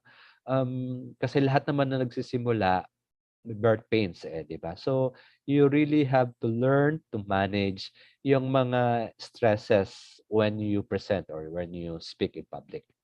And then, ito, yung mahalaga, deliver take-home message. Ito yung sinasabi natin kanina, take away. No? Take away mo after this. You have to deliver that to your audience. Sana madala ng iyong audience mo. Ano? Ikaw isang effective presenter if you are able to do that bullet number 5. You are able to deliver the take-home message to your audience. Or your audience was able to get that takeaways from your presentation effectively. And of course, ito ang pinakamahalaga for you to become an effective presenter. Tatlong piece. Practice, practice, practice. Okay, so sa next slide, we'll just give you a story about, a reference about creating positive first impression. No, sabi dito sa reference na nakita ko na in early part of presentation, building first impression rest mainly on non-verbals. Yung body language, gestures, followed by the voice, 35%, voice tone, and the list that they look at are the words spoken. 7% lang sa first impression. That is in the early part of your presentation. But when Yon. But as you go along, through time of your presentation, iba na, equal na. Equal na yung non-verbal at yung words. Equal na yung tinitignan sa first impression. So, when in the first instance, your audience see your lack of confidence, your nervousness, your unnecessary gestures, or your shyness, then you may not be able to get a positive impression. No? So, yon, you have to build confidence, avoid unnecessary movements ng hands, be confident, para first impressions last. Next slide. More tips for an effective presenter. Of course, dapat nauna ka sa iyong mga audience. No? Ito, number 1, mahalaga yan. Arrive early. Alam nyo ang advantage kung bakit mas you arrive early in your talk or in your presentation. Lalong-lalo na kung ikaw in-invite sa isang particular area na wala kang kakilala. So, opportunity 'yon para you get to know, build rapport and get to know your audience, no? And calibrate them kung ano yung kanilang alam. 'Di ba? Maganda 'yan. So, you arrive early para relax din. Ganon din sa klase, ha? Pagka kayo pinag-prepare, pinag-present ng inyong teacher, arrive early and prepare. Dress not higher than your audience. Kahit virtual, nagpolo talaga ako. Magbabarong sana ako o mag-Amerikana, kaya lang ang init. Tsaka overdressed naman ako. Virtual na, naka-coat and tie pa. So, yun lang. Ang key dito, dapat you should dress a notch higher than your audience. Please remember that. Do not read your slides. No? Yung meron ka namang notes. So, tingin-tingin ka lang. Master mo yung iyong mga script. I-memorize mo. No? Pero wag mong babasahin yung entire slides mo. That's a no-no. Do not be silly kasi yung iba ay hindi patok sa mga biro. No? Baka they may take offense of it. Then, pace yourself. Dahan-dahan lang. Wag naman lagi nagmamadali. No? Oo. Wag masyadong nagmamadali. Pace yourself. Avoid flat, monotone sound. Ito medyo guilty ako dito. Medyo kailangan kong trabahuhin ito kasi ako ay very soft-spoken, no? Gwapo lang pero soft-spoken ako. Kaya I really strive to set my tone, my voice kapag especially when I emphasize things, emphasize points, no? So yun ang i-avoid natin. Then speak comfortably and clearly. Maintain eye contact. Mahirap lang pag virtual. Ang kaharap ko ay camera ng laptop. No, pero kapag face to face, yan napakahalaga na when you present, when you talk, you maintain eye contact kasi nakikita ng yung audience yung sincerity, no, in conveying the message that you want to share with them. Avoid unnecessary gestures and hand movements. Hindi yung naman nagpe-present ka kung ano-anong ginagawa na iyong kamay. Nag-ano ka ng buhok, 'di ba? Nag-aayos ka ng pilay, nagli-lipstick, hawi-hawi ng bangs, 'di ba? Avoid unnecessary gestures na hindi kailangan. And then, ask questions. Bakit mahalaga na you ask questions as a presenter? Kasi this will gauge you the level of understanding doon sa inputs na binigay mo sa iyong audience. And at the same time, malalaman mo kung nakinig yung iyong audience, no? So you ask questions. Medyo mahirap lang talaga dito sa virtual seminar dahil ang audience ko ay nasa live, no? Puro teacher ang nasa meeting room. Next. What are the 3 causes of failure in presenting? 3 lang naman 'to, madaling tandaan. Una, if your design of presentation is poor, kulang ka sa preparation, at wala kang confidence to deliver your presentation. No? These are the three main hindrances, or these are the three main reasons that hinders a successful presentation. Poor design or outline of your presentation, lack of preparation or research work in preparing your slides and editing your materials, and lack of confidence. Remember, confidence is built up when preparation is made early. Tandaan niyo yan. Confidence is built up when preparations is made early on. Next slide. Summary. In summary, ito ay, next slide please. Back. So, in summary, ito lang ay yung positive reiteration noong three failures in presenting. Properly designed presentation and early preparations are key in an effective and successful preparation. Next slide. Sabi nga nila, it takes 10,000 hours of practice to be great at anything. Remember that? 10,000 hours. Yung ating mga Olympians, no? Yan ang hinahawakan nilang principle, motto, na dapat ganang oras ang i-devote mo sa practice for you to be a great athlete. No? It takes 10,000 hours of practice to be great at anything. So, for you to become an effective presenter, practice, practice, practice. Next slide. Yes, I hope I have imparted to you the basic skills in presentation, and I pray that you feel better about it after you leave this webinar. Thank you very much, kids, and good afternoon to everyone. All right. Thank you very much, Sir Ding. Can you hear me? Is my Yes po, audio ma'am. loud and clear po?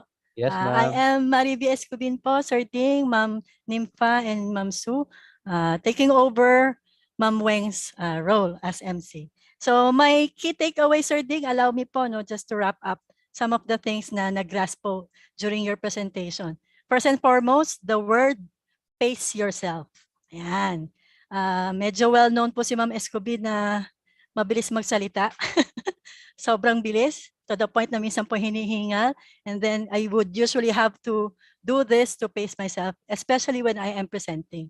So ang ganda po nung sinabi ni Sir na dapat po well-prepared when you do your presentation. So mga kids who are listening with us this afternoon, hindi po pwede ang mga mabilisang trabaho. Kailangan po ito ay bibigyan ng oras o binibigyan ng pansin. Katulad po ng ginawa ng ating mga speakers. I'm very sure, very confident po tayo na sabihin that they have prepared for this. Lalo na po yung napakagandang mga PowerPoints na nakikita po natin this afternoon. Again, Sir Ding, our GPTA President, thank you po for sharing your insights about public speaking and presentations po. Thank you very much, Sir Ding.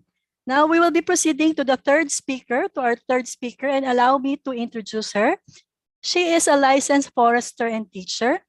She graduated with a bachelor's degree in forestry, major in forestry and natural resources governance from the UPLB Los Baños. She also took up certificate in teaching proficiency at LSPU Los Baños and is currently taking her master's degree in environmental science, also at UPLB. After her graduate studies, she plans to pursue her passion in teaching high school or college students. At present, she's working as a part-time senior high school teacher. Oh, si ma'am, senior high school teacher din pala. She's also a baker, so kung gusto niyo pong mag-order, who runs her own homebread cakes and pastries. The name is Dixie's Sweet Delights. Our speaker is not only an environmentalist, but also loves to read and travel. Students, fellow teachers, guest speakers, please let's give a round of applause to our virtual clap po to our next speaker, Mrs. Sue Dixie A. Tandang. Good afternoon po, Ma'am Tandang. Good afternoon, ma'am. Thank you, Ma'am Escobin. So good afternoon po. Wait po. Share ko lang ang aking. Ito na po.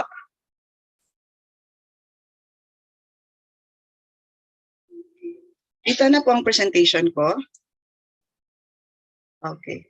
So, again, good afternoon po sa mga teachers po na nandito. Sir Mike, good afternoon. At sa akin pong mga kapwa GPTA officers. At sa mga students po na nanonood po sa live stream. So, good afternoon po sa inyo.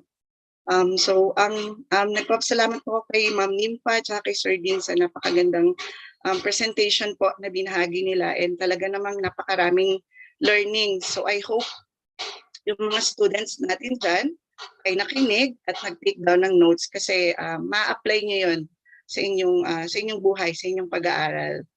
Okay, so sa akin naman po, ang na-assign sa akin na topic is about basic email etiquette.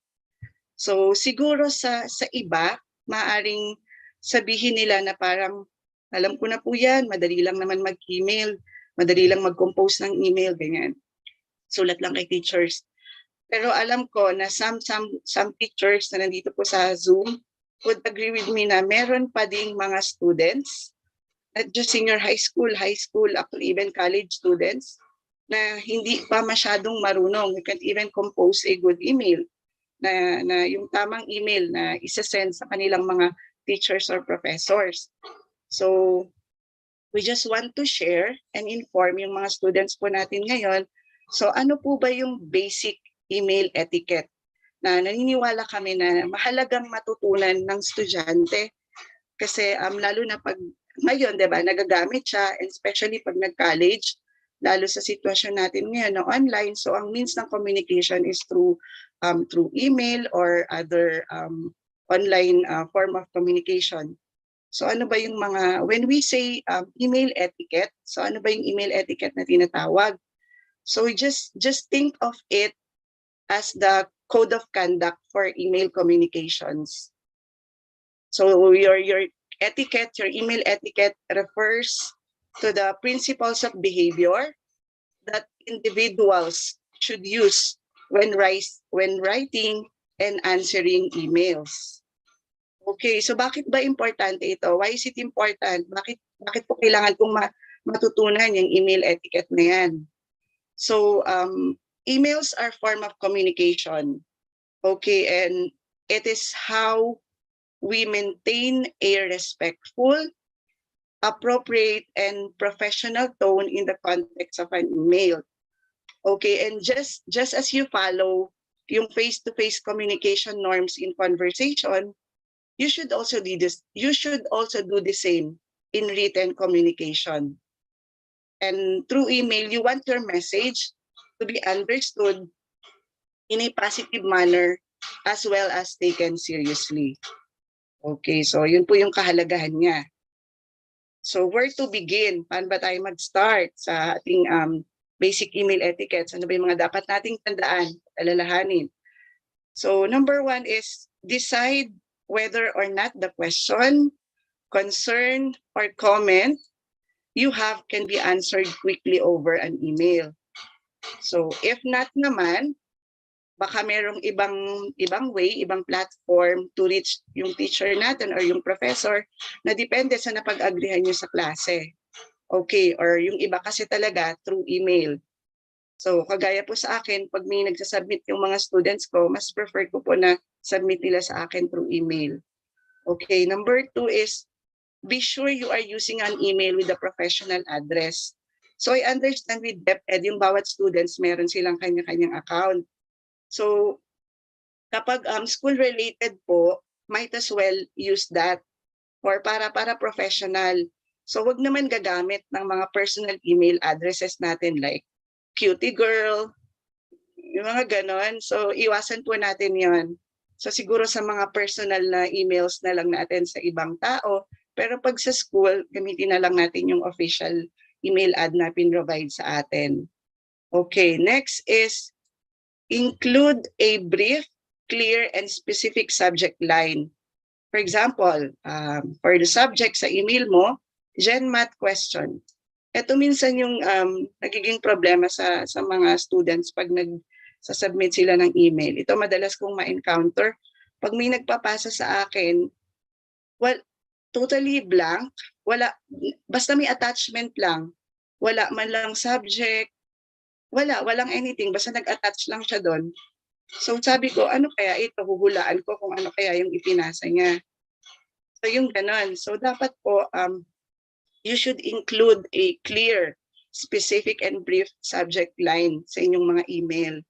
And of course, you begin by addressing the email to a professor or to a teacher using the correct titles. So halimbawa, Professor Villanueva or Sir Santos, Dr. Castillo.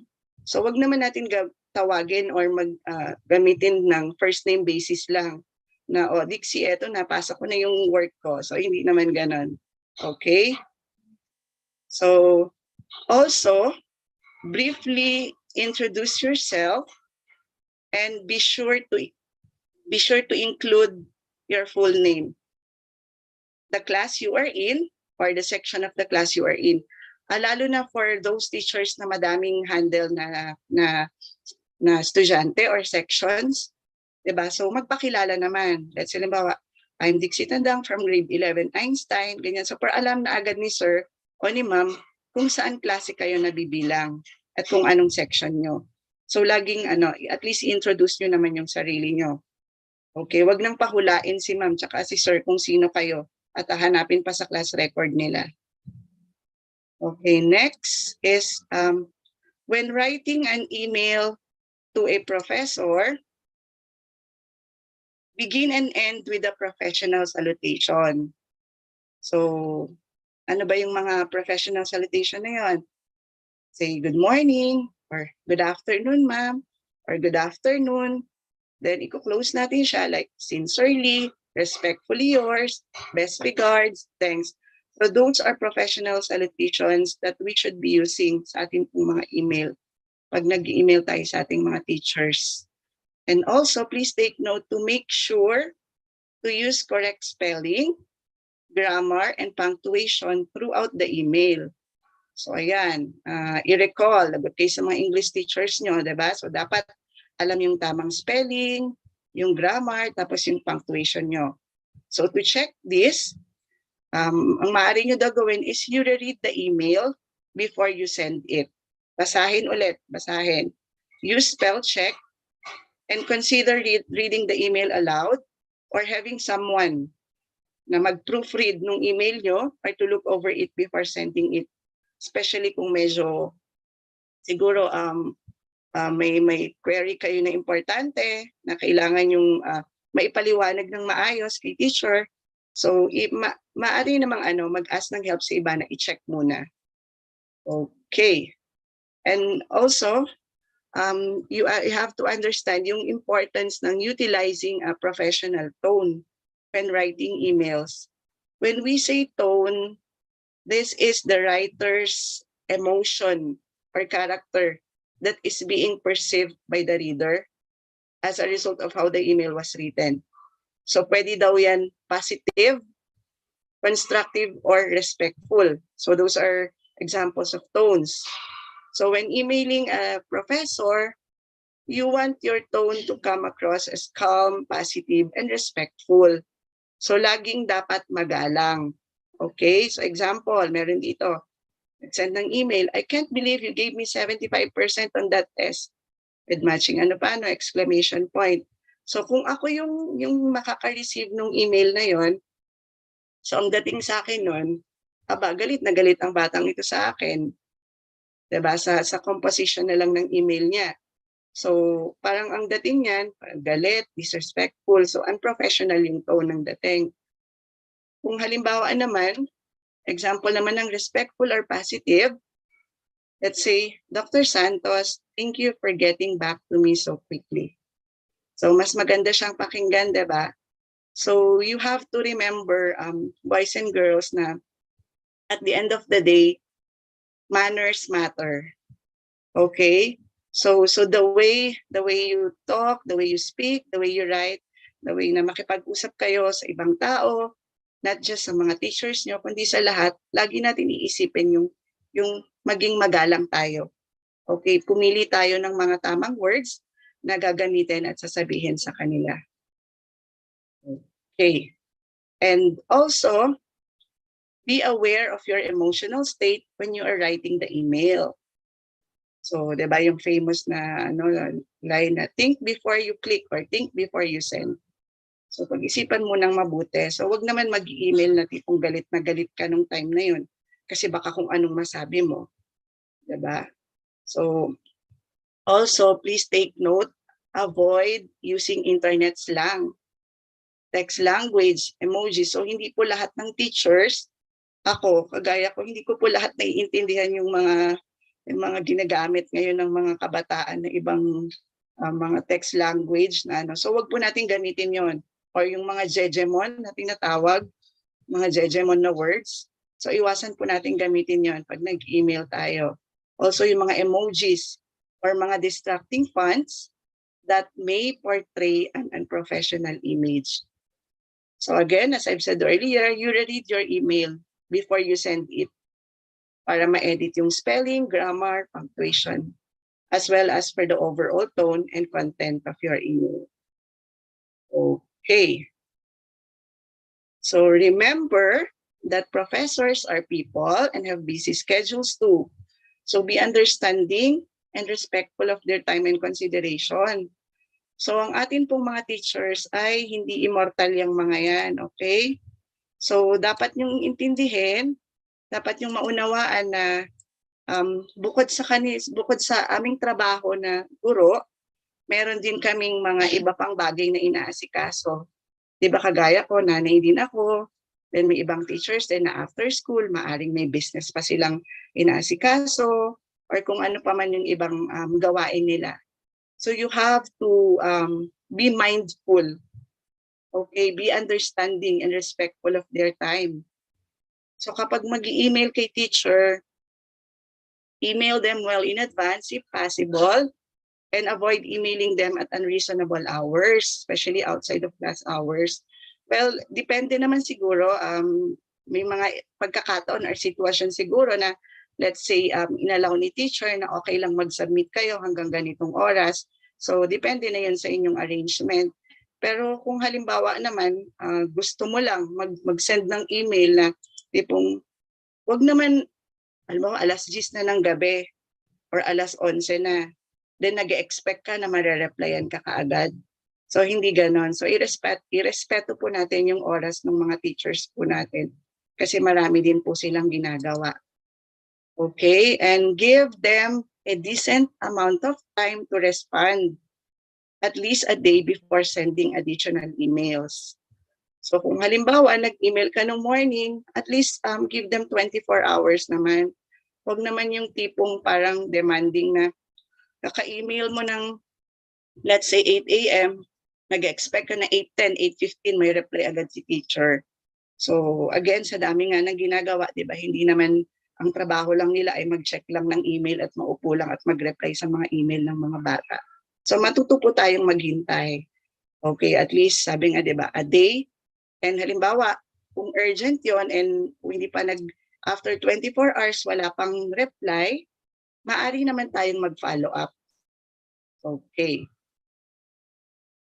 So I have here an example of an email structure.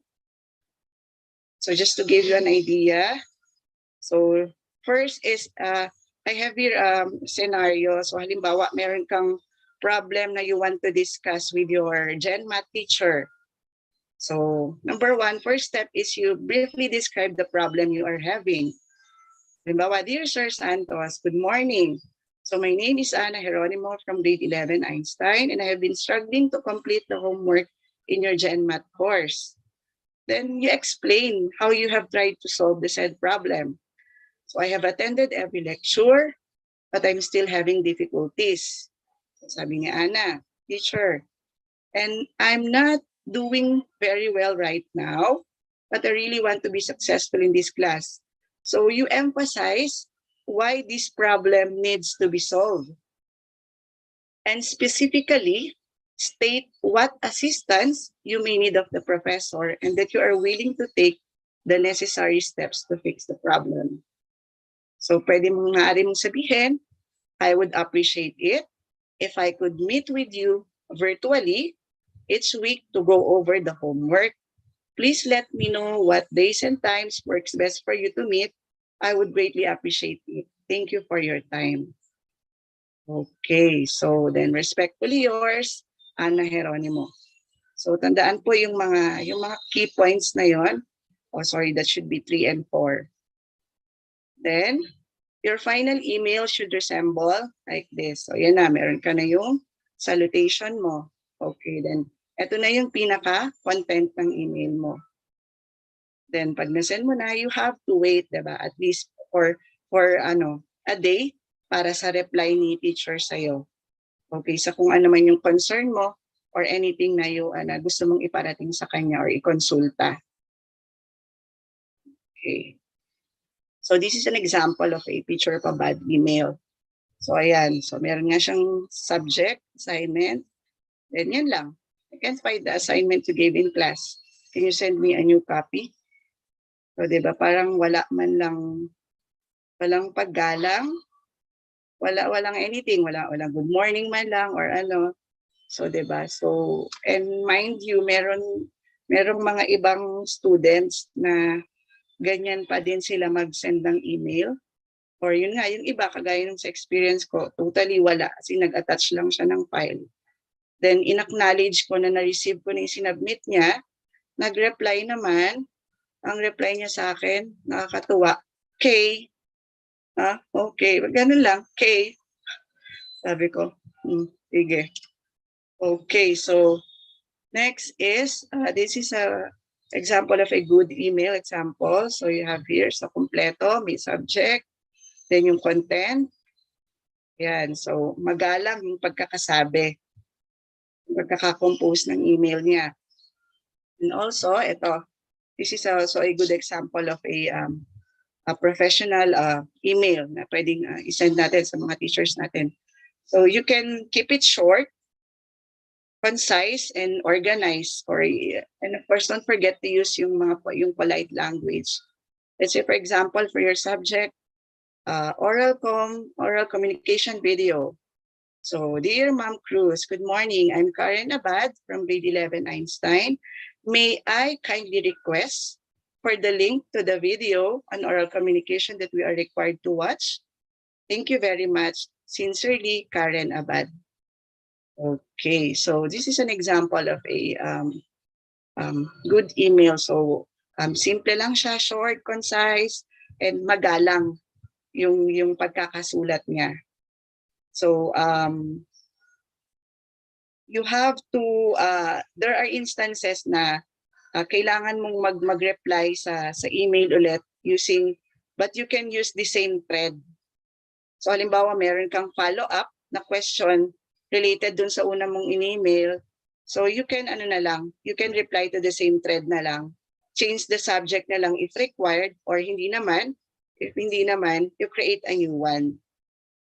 Okay, so sabi nga ni Sir Ding kanina, practice, practice, practice. Diba? Kapag palagi mo kasi siyang ginagawa, although sa tingin niyo parang ang simple lang, madali lang po yan, maggawa ng email, mag-send ng email. Pero paano yung tamang pagsisend ng email? Okay, so to sum it up, pakitandaan na lang po itong mga bagay na ito. And number 1 is always put a subject in the subject line of the email. Next is have a salutation. Identify yourself. Explain what you need. So again, be polite. Be polite when asking. Include a closing statement. Always include a signature, pero kung di naman na makapaglagay ng signature, okay lang din naman. At least yung name nyo kompleto doon. And also, double check your message before sending. Laging mag-double check. Okay, i-read muna, ulitin muna bago i-send. And lastly, you have to acknowledge receipt of email when replied. Pag nag-reply si teacher sa inyo sa query nyo, at least mag-acknowledge naman kayo. No, this is to acknowledge receipt of your email. Ganyan. So at least para alam din ni teacher na natanggap nyo yung reply niya at nasagot yung tanong nyo.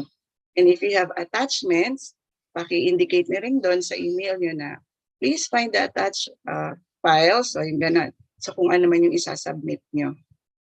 Okay, so that's all. So I hope you learned something today. So ano lang siya, simple lang yung topic, basic email etiquette. Pero sana magawa niyo siya na mai-apply sa inyong sa pag-aaral nyo ngayon. And pag nag-college kayo, and not just pag nag-college, actually hanggang pag nag-work kayo, lagi iyan, nandiyan na yan. So, yun lamang po, and maraming salamat po sa inyong lahat. Thank you po.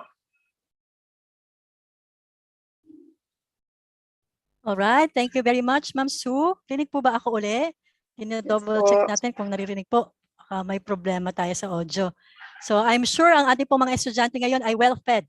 Punong-puno po sila. Busog na busog po sa mga kaalaman na naibahagi niyo po ngayong hapon na ito. And of course, meron din akong takeaways kay Ma'am Sue. Base sa kanya, dapat po laging may yes, Sir Mike, Sir Will, you have something to say po?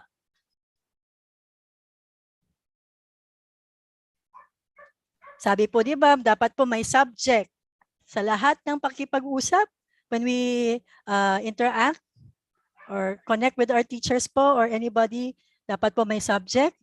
You give salutation, hello, good afternoon, good evening, good morning. Then you have to explain, identify yourself, introduce yourself, then explain what is your purpose of writing, be polite at all times, and don't forget to sign out, kumbaga magsabi ng sincerely yours, truly yours, and then your name. Or kung meron po kayong pa-signature sa email nyo, dapat po meron din dyan. And then do not forget to double check, many check po ang ating mga emails or messages bago po natin sila i-click or i-send. And once na nag-reply na po, do not forget to acknowledge yung kanila pong reply. So yung mga discussions ni Ma'am Sue, ito po ay very applicable din po with regards to Facebook messages, Ma'am Sue. Hindi po ba? Dapat din po, nag-i-introduce din po yung mga bata sa sarili nila. Hindi diretso na, anong kulang ko? Yung tipong gano'n, di ba, Ma'am Sue? Dapat medyo may konting pasakalye na. Good afternoon po, ma'am. Ako po sa dami din po ng estudyante, I affirm, ma'am. Lalong-lalo na si Sir Ting 570 ang kanya pong estudyante kasi lahat sa kanya PE. So kailangan talaga mag-introduce. And I hope our students sa Los Baños Senior High School ay nakikinig ng bonggang-bongga sa ating mga speakers this afternoon. Dahil po, madami po kayong mapupulot. I'm sure marami po kayong mga ma-imbibe na mga dapat gawin with regards to being confident with yourself. Okay, katulad na sinabi ni Ma'am Nympha, speaking in front of people, speaking in front of your computer, and then doing the right thing when you are messaging or emailing your teachers or anybody po. Okay? So with that, magpo-proceed po tayo sa ating open forum. Sir Bulong, do we have questions po sa ating YouTube? Meron po bang mga nagpa-pop up na mga questions coming from our students? Or if you have questions, students who are listening po or watching sa YouTube, you can post your questions na po so that our speakers for this afternoon, Ma'am Nympha, Sir Ding, and Ma'am Sue will be able to address your concerns po. So baka po meron po kayong mga tanong.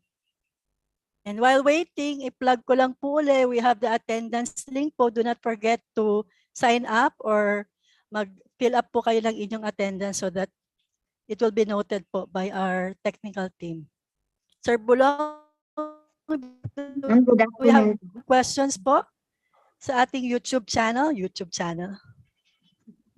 Good afternoon po, ma'am. Yes po. On behalf of Sir Bulong po ay ako po magbabasa po ng mga tanong. As of now po ay wala pa po. Ito po, madami pong wala pa po. Si Ma'am Kim po palang in charge sa ating mga questions sa ating open forum. So wala pa po bang tanong, Ma'am Kim? Wala pa po, ma'am, pero po madami po sila ditong parang learnings po, insights po nila when it comes po dun sa Good, Ma'am Kim, pwede po bang magbasa po kayo ng mga learnings po ng ating mga estudyante? Kasi po, yung ating pong speakers, wala sila dun sa YouTube. So I'm sure it would fatten their hearts po kapag narinig nila yung mga learnings ng ating mga students po. Okay po, ma'am. Yes po. So from, I will read po yung kay Mr. Ervin Milo Anthony A. Perducho, grade 11 Aristotle po. He said po that the webinar is very educational because not only it helps us change our mindset, but also gives us different types of presentation and how to present. And another po from Mr. Nathaniel Andre Badanas, grade 12, Darwin. He said that it is a great opportunity for us students to attend these kinds of webinars. Speakers, along with the topics they discuss, will serve as a guide and inspiration po. And from Justin Argeles, 11 Bernoulli po, she said po, the topics were extremely significant. What strikes me the most was being an achiever is not just desiring the end of our goals, but it is the process that we must enjoy. From 12 Newton, Mr. Rovic Escobin, the topic on having a better mindset and improving our public speaking truly is an essential aid for our transition to college and eventually the occupational world. Nice, he said po. So as of now po, sa questions po ay wala pa rin pong, ayan, ito po. Meron pong question po from Joshua Monteverde po. He is from 12 Newton po. He said, good afternoon po, Joshua Monteverde po from grade 12 Newton po. May circling po na negative ang regards as outro sa email, appearing as angry. Is this true po ba or not? Thank you po. Yung regards po Okay, na thank word. you for that question po. Siguro kayo para kay Ma'am Sue. Tama Yes po ba? Ma'am Sue? Yes po. Yung pakiulit, sorry, hindi ko masyadong ano. Ma'am, yung term daw po na regards, when it comes po, I think sa salutation po, kung yun daw po ay appearing as angry or not daw po. May kumakalat daw po na negative daw po yung word na regards as outro ng email. So is this true po ba or not? Okay. So sa akin naman po, personally so yung word naman na regards is not something negative naman. So kung halimbawa ako personally maka-receive ako noon, so kung yan man yung salutation, hindi nagmamatter sa akin na parang negative yung dating niya. So I would take it positively. I don't know po with other teachers, pero sa akin yun po yung yung pananaw ko. So yun. So or ano naman, kung if you're not comfortable using that word, you might as well use other words na lang or terms as a salutation. Okay, pero sa akin personally, wala namang ano. I don't know with others lang. So yun, thank you. Can I add something? Yes po. Yes, with regards to the question of Mr. Monteverde here, the term regards is not at all negative sum, but to whom you are addressing the letter may have an impact on whether it will have a negative effect on the person you are sending the message to. If you are, this is a casual message only, then it's okay to use the term regards. But if it's a very formal matter, then I do suggest that you try a different word or term. So that's it. Thank you, sir. Thank you. Thank you so much po kay Sir NJ and kay Ma'am Sue for answering the question po. Si Sir NJ po kasi ay English teacher po and he is very reliable po when it comes po din sa mga information. So sabi po ni Mr. Joshua Monteverde, thank you po ma'am for the clarification and I think he also addresses this to Sir NJ po. Ayan po. So ito po may question din po from Julius Christian Ortiz, 12 Plato po. He said po, I just want to ask lang po kay Ma'am Sue, may time po ba na nakaka-encounter po kayo ng hindi magandang email? How did you deal with it po? Okay. So, yes, may experience na akong ganyan na nakaka-encounter ako ng hindi magandang email and yun nga, totally parang ang dating sa akin ay disrespectful. So, kung paano ko siya hinahandle, so, ang ginagawa ko is, next time na imimit ko sila sa class, So let's say halimbawa i-remind ko sa kanila kung ano yung dapat sinubmit nila sa akin, in-expect ko na task nila or na i-email nila sa akin. Then without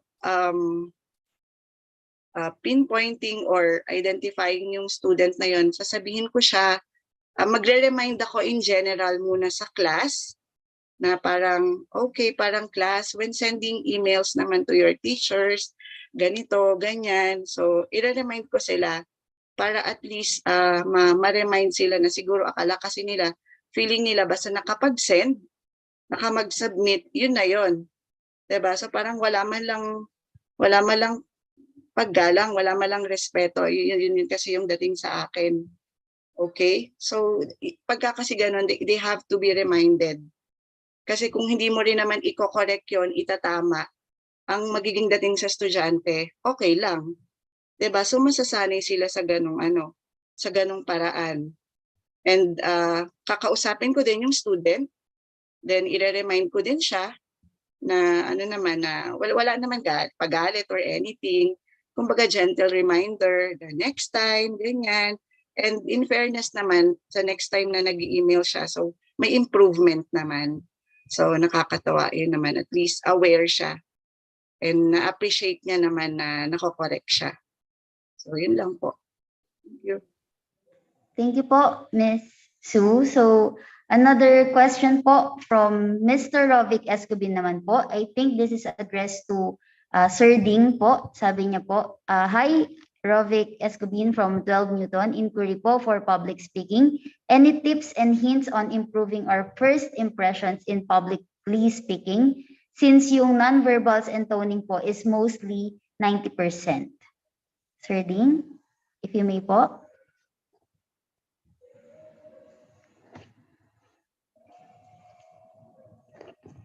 Andyan. Okay, tips to improve first impression. Yun ang tanong. Tama, Kim? Yes, yes po. Yes, alam mo, number one, tulad ng sinabi ko kanina, you have to prepare. Yun lang. Kasi if you prepare very well ahead of time of your presentation, of your talk, of your speech, you build your confidence. At kapag confident ka at the start of your presentation, you don't expect na meron kang unnecessary movements. You don't expect na kung ano-anong, alam mo yun, gestures that would depict a meaning of unpreparedness. No? So, yun yung aking isang key points na gustong i-highlight, that if you really are confident with your presentation, you have prepared early, maayos yung presentation materials mo, inaral mong mabuti yung slides mo, nagbasa ka ng marami, yun, very confident ka haharap sa iyong audience. At there's no way na magfa-fail ka na sa iyong presentation. Pwede mag-add? Okay po, ma'am. Yes. Add lang ako sa sinabi ni Sir Ding. Tama yung preparation. Sa amin, like dun sa training that we conduct, ako especially, bini-visualize ko yung sarili ko sa gabi and nagpa-practice ako. Sa harap ng mirror, siguraduhin nyo na pag nagpa-practice kayo, walang ibang nakakakita kasi sabihin nagsasalita kayo na para kayong luka-luka mag-isa. So mag-practice kayo sa harap ng mirror and then tingnan nyo yung, para ma-recognize nyo yung mga movements nyo na unnecessary, mga non-verbal. And then, for first-timer na presenter, like for me, nung nag-join ako dun sa PSEAS, we have conducted several training na. So we were able to speak there in front. Meron kaming ina-assign na spotter. Ano yung spotter? Lalo na pag first-time speaker siya na nag-join sa aming team, we tell them, sir, I will be the spotter for today for your presentation para makapag-provide ako ng feedback. So ako din, pag first time kong i-handle ang topic and then face-to-face, I request for a spotter. Anong gagawin ni spotter? Titingnan niya kung magpo-provide siya ng constructive criticism on how you handled your presentation. So kung pwedeng i-video ka niya, or mag-take down notes siya ng mga, kasi for improvement mo yun for your next presentation. It's difficult to create a very good impression sa pag first time unless you have really prepared your intro line, yung pinaka-introduction statement mo, at kailangan medyo magaling kang storyteller and medyo may training ka on how to be a motivational speaker kasi yung mga magagaling mag-storytelling. So practice, record yourself, watch yourself when you perform, ask for feedback para ma-improve mo yung creating first impression, especially mga non-verbal cues. Thank you so much, Ma'am Nympha, for that additional information, and napaka-helpful po nun for our students po. So let's move to another question po. Sabi po ni Miss Patrice from 12 Plato. Hello, question po. About email etiquette, sometimes messages can be misunderstood po, especially in this format. How can we mend this unintentional conflicts po? I think this is addressed to Miss Su po. Okay, so misunderstanding, tama ba? Yes po. How can we mend this unintentional conflicts po? Okay, so kaya nga 'di ba kanina sa isang yung isang tip na binigay ko is you have to reread. So i-review muna ng paulit-ulit yung email na i-send kay teacher bago i-send.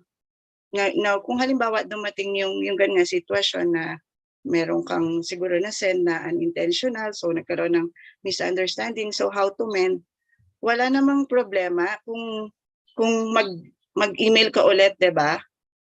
Kay teacher or kung kanino man na mag-apologize kung kinakailangan. So hindi naman kabawasan sa atin 'yon. Kung hindi man yung, kasi minsan hindi natin paano ba sasabihin to? May gusto tayong bagay na sabihin, pero hindi natin we can't find the right words or terms. Kaya minsan yun yung nagagamit natin, pero inisip natin na parang wait, parang baka iba yung dating or iba yung meaning sa makakabasa or makareceive. So wala namang problema. So you can send another email na pwede mong i-correct na, ma'am, sir, pasensya po, iba po yata yung na-submit, iba po yata yung nasabi ko. So, ganun lang. As simple as that. So, hindi naman siya actually, ako personally, pag may sa student ko ganun, hindi ko naman siya iti-take as parang, kumbaga parang big deal na again, at the end of the day, di ba, uunawain mo pa rin. So kung ano man yung nasabi, or kung minsan hindi naman intention na yun ang sabihin, wala namang problema kung mag-email ka ulit or mag-apologize kung kinakailangan or ipaliwanag. Okay. So yun lang. Thank you. Thank you po, Miss Sue, for that answer po. Ma'am Kim, may follow-up lang ako doon sa sagot. Sige po.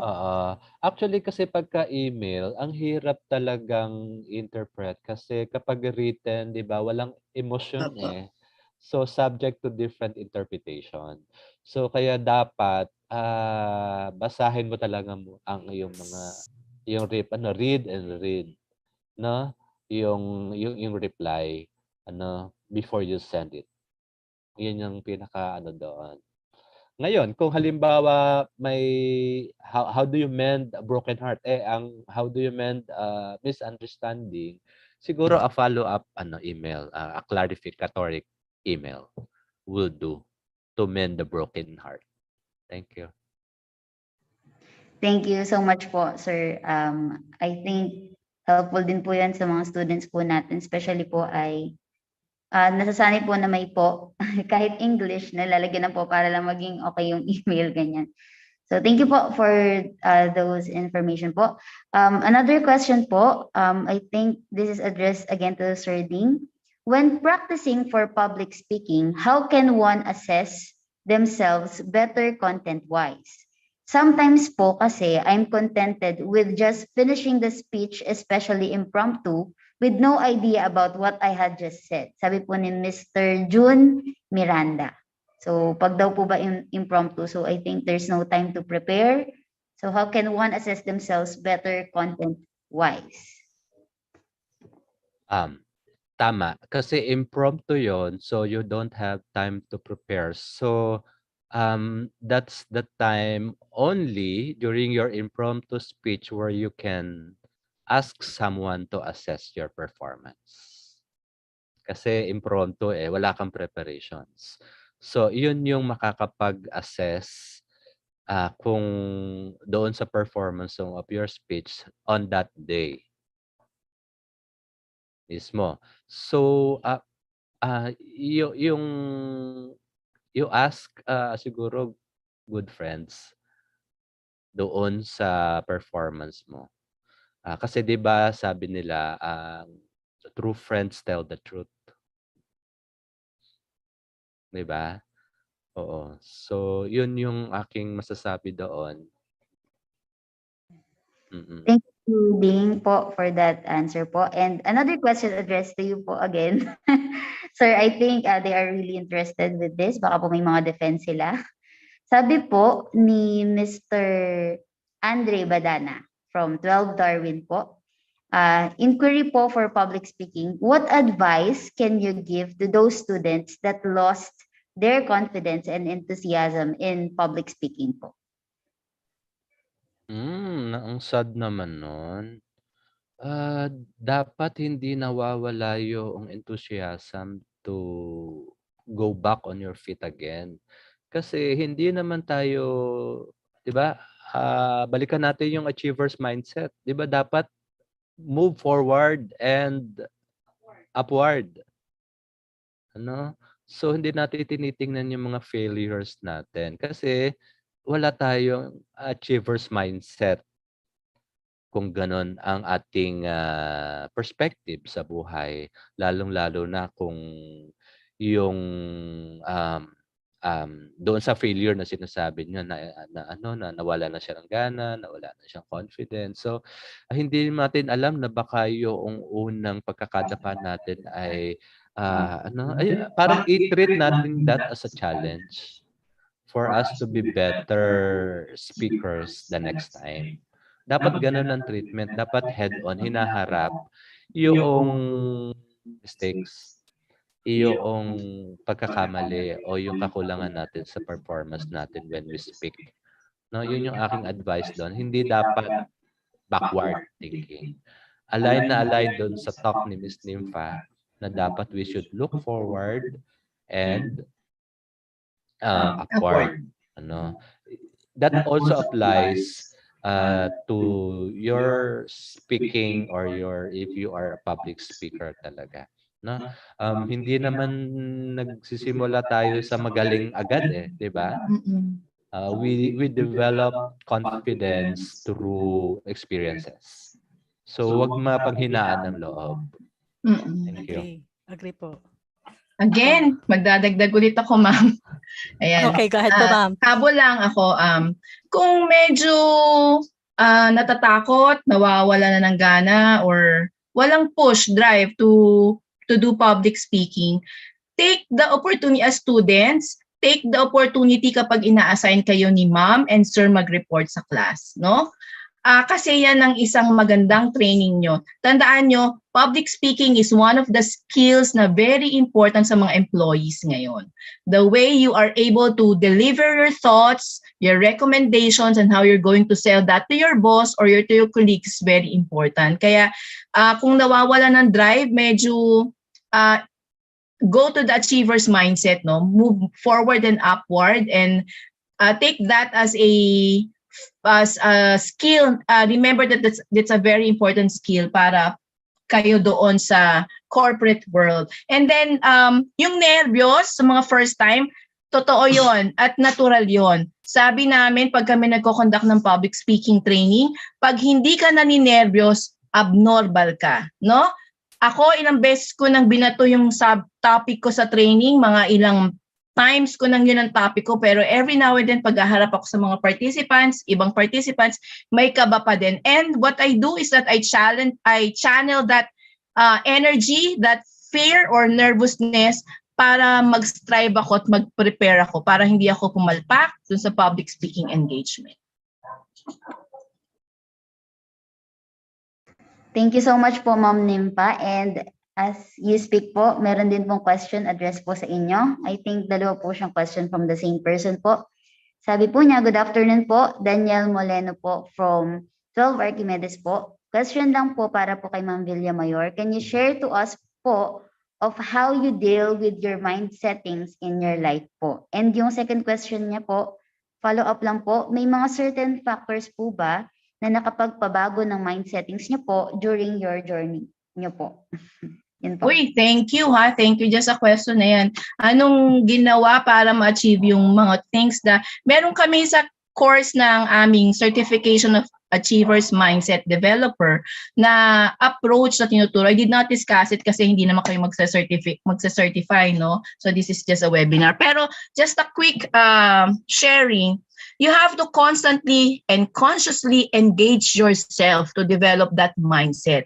And you have to develop that Achievers Mindset Diet Plan. Anong nakalagay doon? You have to fill your mind with the things that you want to feel and then free your mind with the things that you want to remove, especially the toxic things, and then fix your mind, especially kung medyo mali yung understanding or thinking mo, especially kung may mga self-limiting beliefs ka na nagsasalita sa'yo o nanggugulo sa isip mo. So we have a Achievers Mindset diet plan na ginagawa para makashift ka dun sa Achievers Mindset.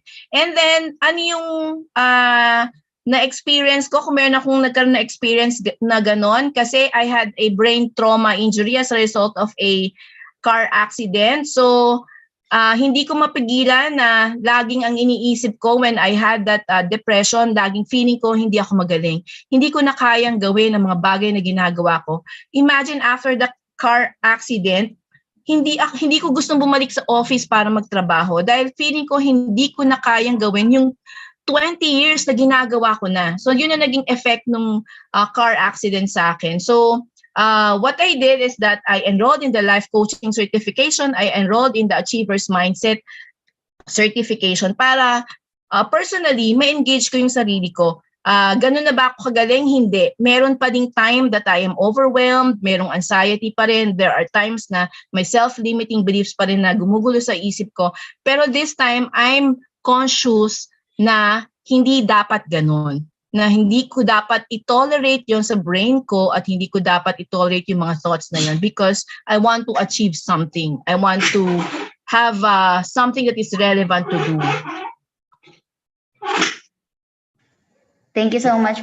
Yes, Ma'am Kim, meron din akong sharing dyan. Kasi ang ganda nung tanong about what is your parang motivation in developing your mindset. Kasi ako, ang nag-motivate sa akin to become an achiever's mindset is poverty. Oo, dahil sa hirap ng buhay, trivia lang ha, I grew up in a big poor family. Ang parents ko ay hindi professional. Ang tatay ko ay karpintero at farmer. Ang nanay ko naman ay tindera ng lugaw, ng mga prutas in season, yung gano'n. Imagine, siyam kami magkakapatid. So, dahil sa hirap ng buhay, na ginamit ko siya as motivation to be successful in life. At magtapos ng pag-aaral, maghanap ng magandang trabaho at ng magandang kinabukasan. So, yun yung aking nag-motivate sa akin to craft in my mind the mindset of an achiever. No? Yung kahirapan sa buhay na kailangan magpursige tayo to have a better quality of our lives, hindi lang sa atin, pati yung ating mga future na magiging anak natin. Yun lang. Thank you. All right. Thank you very much, Sir Ding, Ma'am Nympha, and Ma'am Sue for answering the questions. clarifications of our students. I'm sure po medyo naliwanagan na po sila sa lahat po ng mga concerns na bumabagabag sa kanila. And add ko lang, Sir Ding, sa UCSP po namin, Understanding Culture, Society, and Politics, meron po kaming term na achieved status and ascribed status. When we are born, meron tayong ascribed status, but if we would do better, improve natin ang ating life status, magkakaroon tayo ng achieved status. Kaya si Sir Ding ay achieve ang kanyang status. Sir Ding, so isa ka pong pwedeng gawing example doon sa aming pong activity sa UCSP, a person who was able to achieve a good status sa kanyang buhay. Di ba po mga grade 12 students, meron po tayong achieved and ascribed status na pinag-aralan sa UCSP. At this juncture po, magpupunta na po tayo sa ating awarding of certificates. I would like to ask Ma'am Bea to present our certificate para po ating mabasa. Ma'am Bea?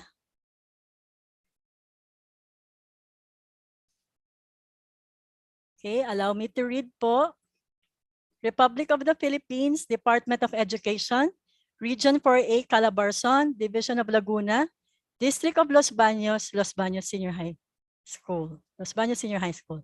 This certificate of recognition is hereby given to for her significant contribution in shaping the future of our LBSHS learners as a resource speaker during the LBSHS Virtual Seminar 2022, held on January 7, 2022 via YouTube live streaming, given the 7th day of January 2022 in Los Baños, signed Dr. Michael William V. Puna III, Head Teacher 4, Teacher in Charge of Los Baños Senior High School. So, papa-open lang po natin ang ating mga picture po para, yung ating pong mga camera so that when your name is presented, so we'll start with Ma'am Nimpa Villamayor. Ma'am, pwede pong pa-open po ng cam. And pati po si Sir Will para po sa ating documentation po.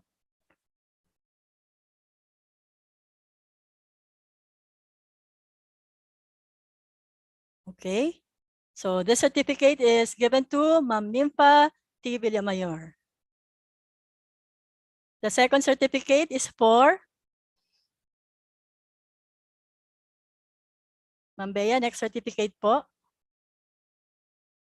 For Mr. Librado B. Villamayor, LFP, MM. Same citation po. So Sir Ding, pwede po bang pabukas po ng inyong camera so that we could have a proper docu po? With Sir po na din po. Wait lang po for the photo off po. Okay. Ma'am Bea, you signal us pag nakuha mo po yung pic, please.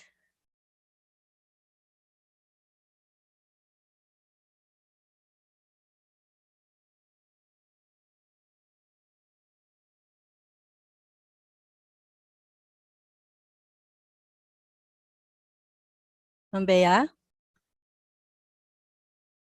Third. Ma'am Bea, third certificate po, ma'am.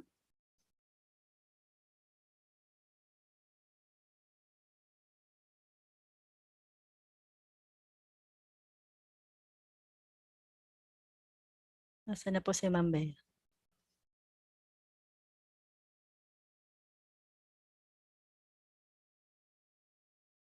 Okay, thank you, Sir Ding. And our third certificate would be given to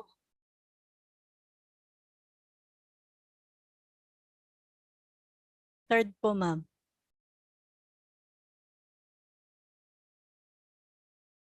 Okay po, ma'am. For the photo off po, may we have Mrs. Nympha T. Villamayor po. Other teachers po can open their cameras din po for the documentation.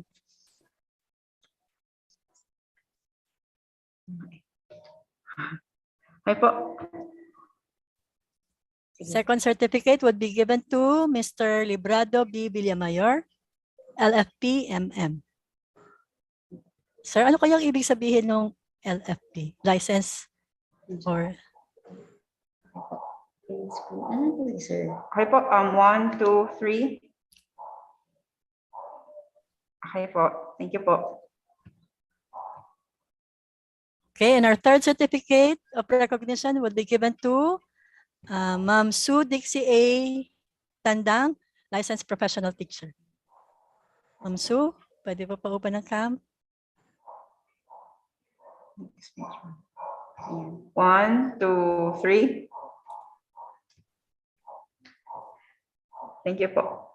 Okay, thank you very much, Ma'am Bea, for the certificates. And thank you again to our speakers, Ma'am Nimpa, Sir Ding, and Ma'am Sue. Read ko lang po yung synthesis that was prepared by Ma'am. Yes, Ma'am Nimpa, may sasabihin po kayo? Nag-clap lang ako, ma'am. Clap pala yun. Sorry ha. Kala ko po raise ng hand kapag Gmeet. So, synthesis lang po. When you focus your attention more on your dreams and goals and less in the obstacles and difficulties, you are capable of achieving success.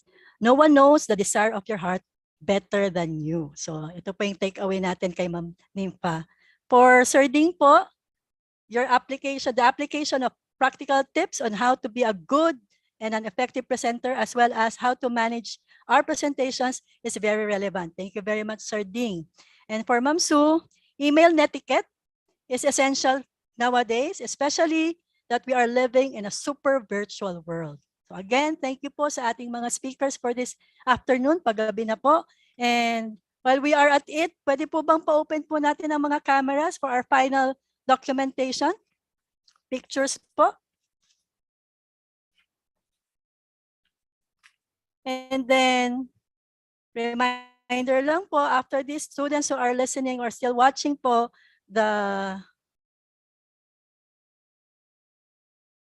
yung evaluation link po will be posted in your GCs through the camera po. Our two student leaders who are here, Shaq and Faye. Yan. Ma'am Bea. Sige po. 1, 2, 3. Wait lang po. I-screen cap ko lang po sa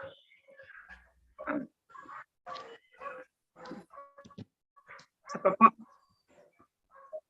1, 2, 3. Lalawi. 1, 2, 3. Okay po. Thank you po.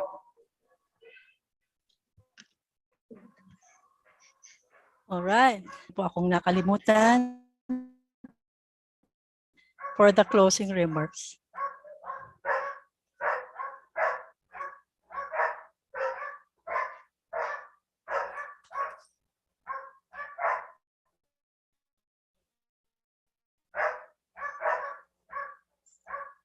Speakers, Ma'am Dimpas, Sir Ding, and Ma'am Sue, thank you to our student leaders who are here sa Zoom Meet, to our teachers who are also with us this afternoon, to our students who are watching in the YouTube, thank you. Alam ko po, marami po kayong takeaways. To our GPTA President, again, Sir Ding, alam ko po na ang mga bata ang nasa puso nyo, kaya po natin ginawa ito. And thank you very much po. I'm sure po talaga, very confident ako, marami pong may isusulat ang ating mga estudyante para sa seminar po natin ngayong hapon. So goodbye po. Thank you very much. Good evening, good day. Have a safe weekend. Ingat po tayong lahat. God bless everyone. Thank you po. Thank you very much. Bye-bye. Salamat po. Thank you, Ma'am Tongda. Thank you po.